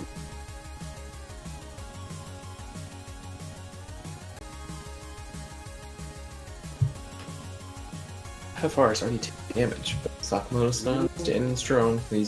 Now he has a nice little reserve of health blocks. Indeed. And he's got a comfortable little lead here. It is important to note that if FFR loses this game, the tournament's over. So FFR is in a position where he has to win in order to keep his tournament. His tournament life is on the line as well. So Yeah, right. it's So this could be the last game. this could be, and he knows that. So it's this kind of like pressure, this added pressure. Now that he's been playing for like a few hours, you're kind of invested and you kind of care a lot about actually winning. So we're only going to see a more tight and I'm just terrified to see FFR come back after he's decided to use characters. Or once he's That is true. Get Like, actual once he- abilities used. And I'm hoping he just shows up with Romp and he just has all this hourglass tech figured out. Yeah. That just freaks everyone out. Hourglass is the most unfigured out or undiscovered ability currently. Yeah. That nobody's really figured out exactly how to use it right. And I mean, I haven't figured. I out still how to play use it Romp right, occasionally. Yeah, to just sort of like mess with it, but it does, like, you get so used to playing at a pace where things are falling so fast that to make use of something that does kind of give you a moment to breathe and like really set up longer and longer chains, it's hard to just like switch into that mode or like know when the right time is to do that. So that's part of what I do whenever I try to play Romp, is just exploring that. And then when all else fails, you just use it as a crutch to not take as much damage, which is a big part of Romp also.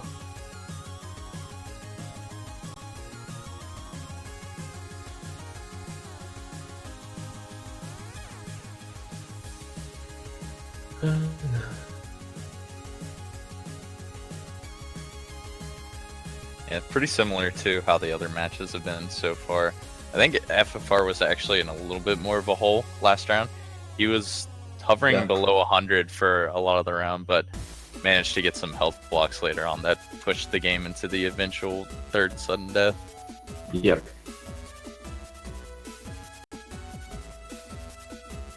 Yeah, FFR is in a much better place than he was in the last match. That's for sure. And it'll be again kind of going back to that, like, okay, you know that if you lose this game, it's all over. So how's that affecting your play style and your ability to? Because it seems like he's just like managing his board a lot better in this match than the last one. In general, he's done a really good job of just kind of like not misplacing blocks and stuff. I mean, he doesn't really do that anyway, but when you are when your tournament life is on the line, it's one of those things that you just kind of care about it a little bit more and take better care of it. Yeah.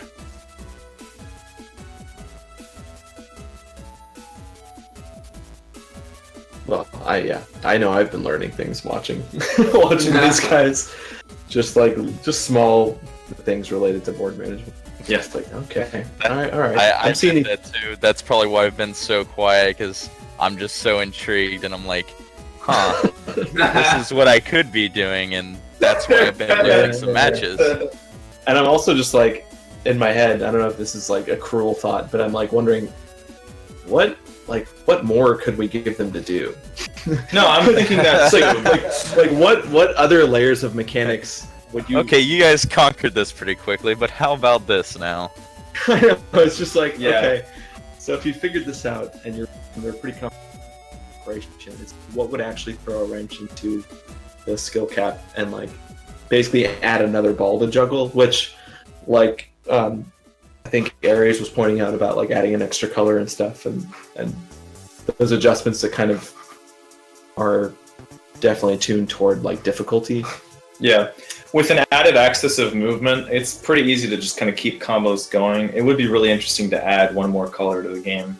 In this scenario where the game's been going on for a long time, we could even say that after like 4 minutes we add a color in tournament mode or something like that.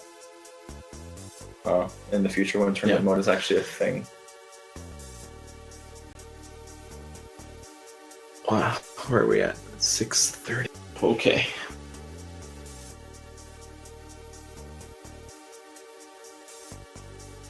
very interesting formations on Soccer board right now. I always can kinda fun to see almost the bet difference. that we'll get to sudden death again. I don't know though. I mean, Yeah, it's starting to become obvious that these players are very evenly skilled, so they're just kind of like at a stalemate when they're not in sudden death. But that only makes me more excited for what we're about to see in 1 minute. And yeah, Hooch, I agree. It's very surprising that he's become very skilled at this game so fast. I mean, he is a veteran of the originals, but you know, it does cross over for sure. So that this game's different enough that it does make a difference. God. Oh, these guys are. We have 30 seconds left until we sudden death. Or, well, not 30 seconds because of the stream delay, but...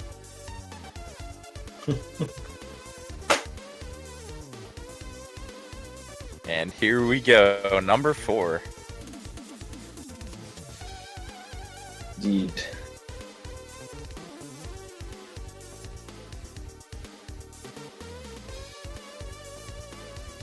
Absolutely unbelievable to see such remarkable gameplay after so many matches back to back, and it's kind of cool to see like they're lifting their board as fast as possible because they know that this is like this is the time to get deadblocks on your opponent's board. Oh my god, FFR scared me for a little bit. He didn't have a stack topped off and he was looking for a match so desperately, so he got pretty lucky there. Oh yeah, I clenched up a little bit. And as a reminder, if FFR loses here, it's over. So he needs to. He needs to focus here. Yeah, he needs to focus. But lucky for him, he's got Sakamoto in kind of a weird spot with the garbage, but he's gonna burn his Super Plexis to keep that match going. And now both of these guys have tons of blocks to play with, so this could go on for another minute. Yeah.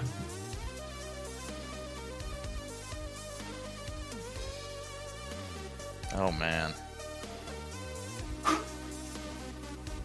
Oh gosh.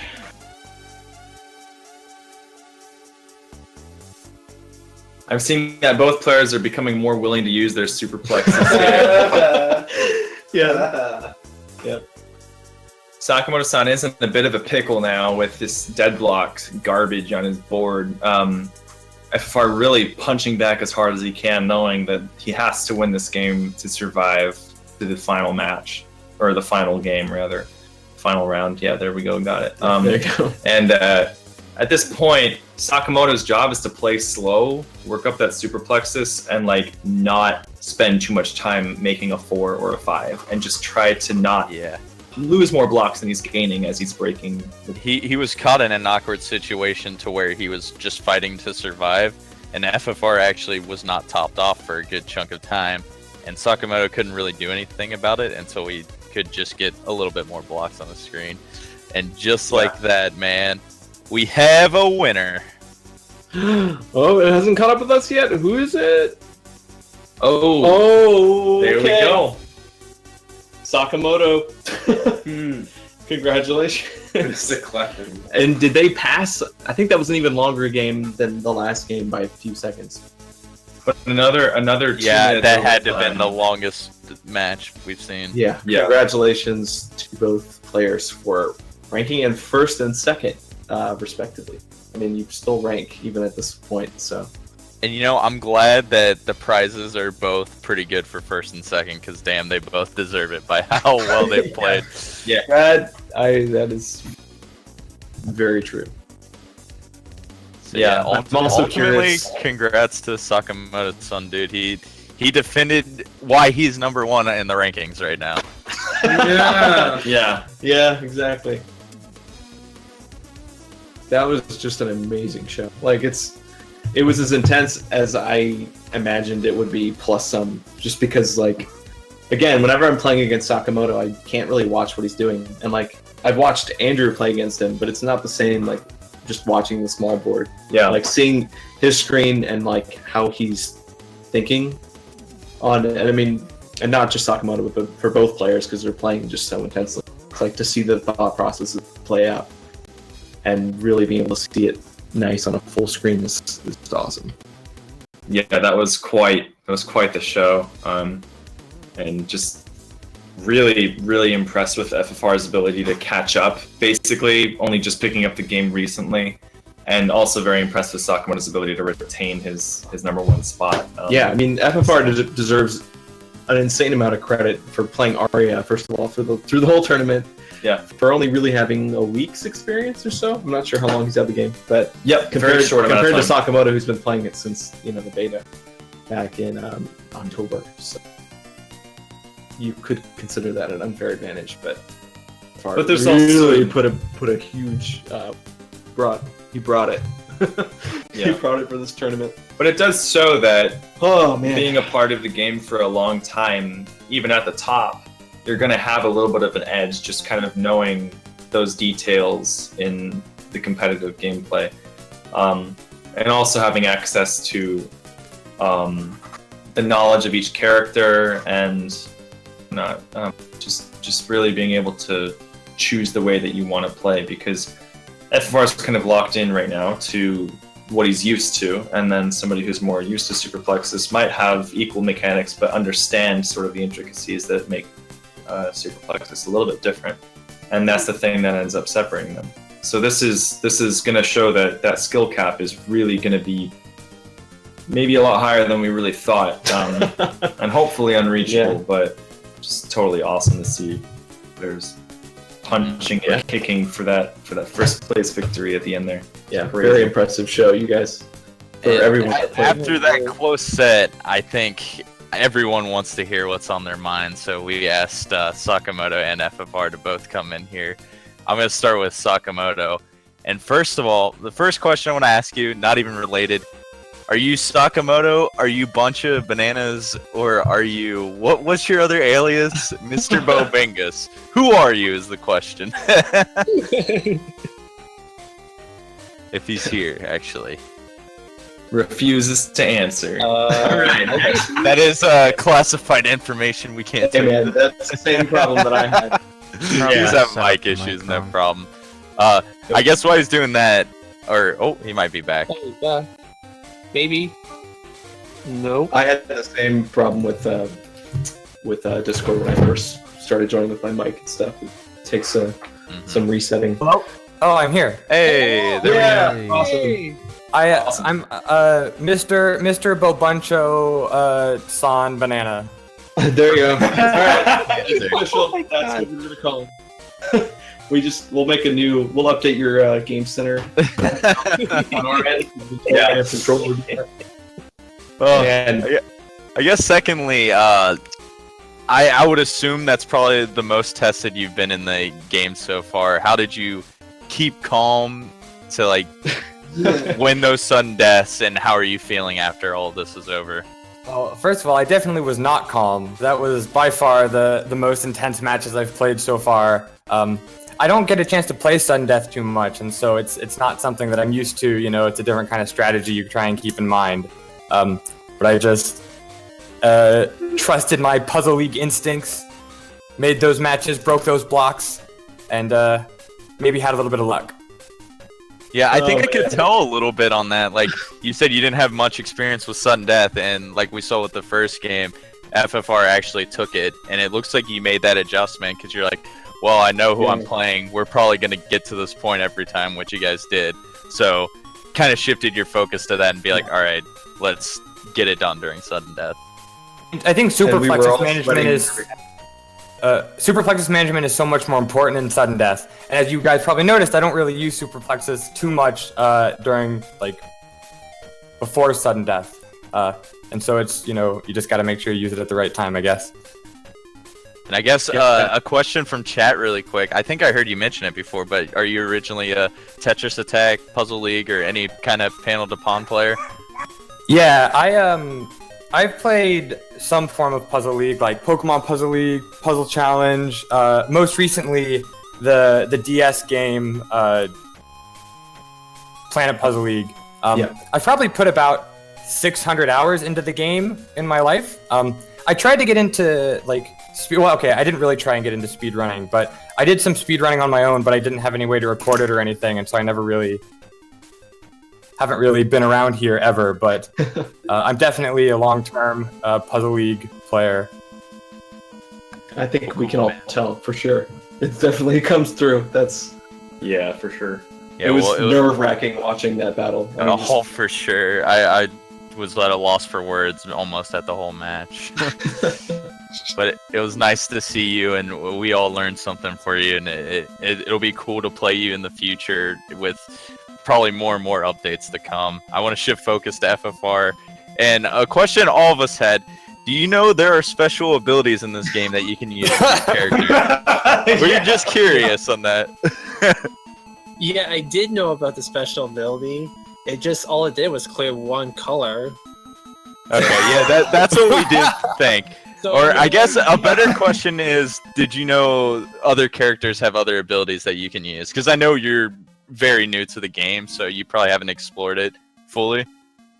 yeah, I have seen the other ones, like the freeze, the use of bombs to get rid of the dead blocks. So yeah, I do know of the other abilities, but I figured if I could just outlast and outplay these opponents, I think I'll be good. I think that's what impressed us most for us watching you, because we had like bombs for most people bail someone out, and then you just sat there and if you were in trouble, you just did it yourself. You're like, all right, I'm gonna switch these blocks here and wait to build up my Super Plexis so I can bail myself out that way. Like, that was really impressive to watch. Yeah. Oh yeah. Exactly, Sure. just classic Puzzle League instincts. That is one of the interesting parts about the abilities, is that they remove you from your own board management. You start relying on something else to help you, basically. And sometimes players are going to choose not to use that because there's too much helping them, and like things that they don't want to help them. Because there are a lot of veterans who are just used to their own management. Yeah. And then some players, do like to play Volmer because those bombs give them an added form of management where they can, it's a very specific shape all of the time. Yeah. They know exactly what's going to happen after they use that bomb. Whereas with Arya's ability, you might not know where some of the blocks are that are going to be deleted. You might not know how that's going to manage your board for you. Yeah. So I always find that interesting. Yep, I would forget to use them all the time. When we first implemented abilities, I just would forget about them because I was so used to playing classic, essentially. So you retrain your gameplay instincts a little bit to accommodate those new things. It takes time. Yeah. Mm-hmm. Yeah, like I could say, like I've said plenty of times, from us, from everyone watching, you guys put on a really, really good show, and I'm glad to see how good people have gotten this quick at this game. Even with, like, you both have the background from Puzzle League and Tetris Attack, but it's a different game, and I'm sure you guys know you've had to learn a lot just trying to adjust to these new mechanics. Yeah, it's definitely, I think, one of the biggest things is the vertical swipes, which you guys have been talking about, at least people in chat have been talking about for a while. And I mentioned this in chat. I think that one thing that I do is I still sort of look for the horizontal swaps, but I use the vertical swaps to set up horizontal, chains. I don't think that I've really fully, know how to use vertical blocks to my advantage yet. Yeah, that's what we've been hearing. Yeah, which is really interesting. We're learning that part of this is because your vertical swaps are they're displacing a size 6 board, basically. If your board was 12 by 12, or rather 11 by 11 instead of 6 by 11, you would find vertical swaps to be way more useful. There's also gravity. You can swap into dead space on the horizontal axis, but you cannot swap into dead space on the vertical axis. And so that is another added kind of like uselessness, if you will, of vertical swapping. So what I usually do see is, players are setting up basically Tetris Attack style chains using vertical swapping, and then using Tetris Attack style like execution of chains with horizontal swaps. So the biggest side effect is just bigger chains. basically, and that's like, and that's why it sort of felt like going from the original games to this, when we actually had all those the chain mechanics working, it was like crack, because it was like that feeling of getting even like a 5 or a 6 in the original game. For me, it was like, oh yeah, I did it. That was hard to set up, and now it's like you can just keep going and going and going and going, and it's like a really bizarre feeling, but it's still like really exciting. It's just that ceiling is a lot higher, but still tricky to even get above like 15. It's not something you can just do consistently. Like vertical swapping doesn't make it too easy, but it definitely makes it easier. Yeah, definitely not too easy, which is good. Interesting. Yeah. I guess that's about it for Moss, though. I appreciate you guys participating. You guys did an excellent job, and we'll talk to you guys soon. Dish out the rewards and see what you guys want, because you guys took home some pretty cool things. Yeah. I'd like to thank the developers for putting up these prizes, and also thank the Puzzle General community for organizing this tournament. It was a lot of fun. I had a lot of fun. Yeah, we did too. Yeah, I think this was a great idea and great organization as well.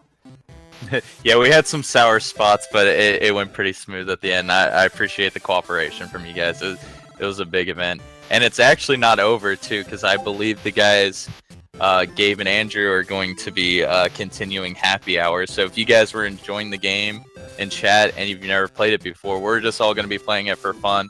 Nothing on the line. You can just join. You can watch. You can play. It's free on iOS. So I encourage you guys. We'll post a link to the stream. It's twitch.tv/Medley Studio, and we're all going to be chilling in there for probably a couple more hours. Yeah, for sure. This is like, Sundays are a normal extension of the happy hour usually, but we weren't sure with the tournament how long it would go on for, so I just kind of left it open-ended. But people are down. We'll definitely be in there. And I know we need to close this out, but I have a quick question for FFR, which is, I know you have a world record in, is it Pokemon Puzzle League? When did you start? Like, how did you pick? I always like to ask people how they picked up this kind of game. When did you kind of start, and how did you even get into that? Well, I actually started when I saw EGQ 2013. Wow. Just seeing all these runners play all these fantastic games for charity, and I was like, hey, I want to get in on this. You know, I got a few games I'm really good at. That's awesome. Cool. So my original setup was, let's stack some boxes on top of each other. We'll set the iPad on top so it's, getting the entire TV screen, and we'll just record runs that way. Wow. Yeah, those were the days. I guess everyone could imagine, like, making videos for the first time. They may not have had the proper capture equipment. I did that so much in YouTube, like in 2008 and 2009. But you gotta do what you gotta do with the tools given. I know, now it's so much easier than it used to be, but it's always new challenges coming up at the same time. Indeed. Well, cool. Really cool to hear about that. Thank you. So I guess we'll get our stream up and running. Just set it up real quick, and then we'll probably be going live in like 5 minutes, I'd say. Yeah. But yeah, thanks again for. Oh yeah, thanks for you guys made the show here talking about everything. We couldn't have done it without you. Yeah, well, thanks for hosting it. We wanna get more eyes on Super Plexis to help us make this a better game, and even just this one tournament, we already have added so much to our to-do list to make this game as stable and fresh as possible. So we're looking forward to the next time, and we're very thankful for the first time. So thank you. Yeah. And both of these guys, they work pretty hard on the game, and they're open for any opinions you guys have. You can contact them on Twitch, their Twitter. They're in our Discord group, which the link's at the bottom of our stream. Don't hesitate to talk to them, because they really listen to everybody, and they've done a good work for the game. So check them out. And most importantly, they're running a Kickstarter. We showed a video at the beginning of it, and they have a bunch of cool things planned for this game. And if you guys really enjoyed it, like, if you don't have the money, just spread the word about it. But if you do have it, they have some really cool prizes for it, and it's extremely worth it in my opinion. Thanks, John. That's awesome. Thank you. Yeah, we appreciate basically everything you've done up to this point. It's been a lot of fun. I think more fun than I could have even expected to get everyone together and do this. So And we'll definitely be seeing more of this. Yeah, thanks guys. I guess the last thing to say, there will be more tournaments in the future too. We've learned how to improve upon it, so be sure to check up on that. For sure. I'm sure all of us want to see the rematch right now. After that said, I would love to see this. I'll be in ranked at the happy hour, so we'll see if I find anyone. Do you even have energy? I'm shocked that I can't believe your endurance, man. Yeah, It's crazy. And if you got time, please join us at FFR. It's awesome to see veterans showing up in this game. And yeah. Anyway, But we thanks don't- so much, guys. We don't, This- we don't blame anyone for wanting to take a break. Though. Oh yeah. Come on, guys, keep playing. Yeah. All right, we'll see you guys in the happy hour. All right. And as for us here at Puzzle General, hope you guys have a great day. And if any of you are following in Discord, stay tuned this week because we're actually going to have our next speedrunning game announced. I'm not sure what day, but I'm sure most of you are going to like it. So be prepared for that. All right. Talk to you guys later.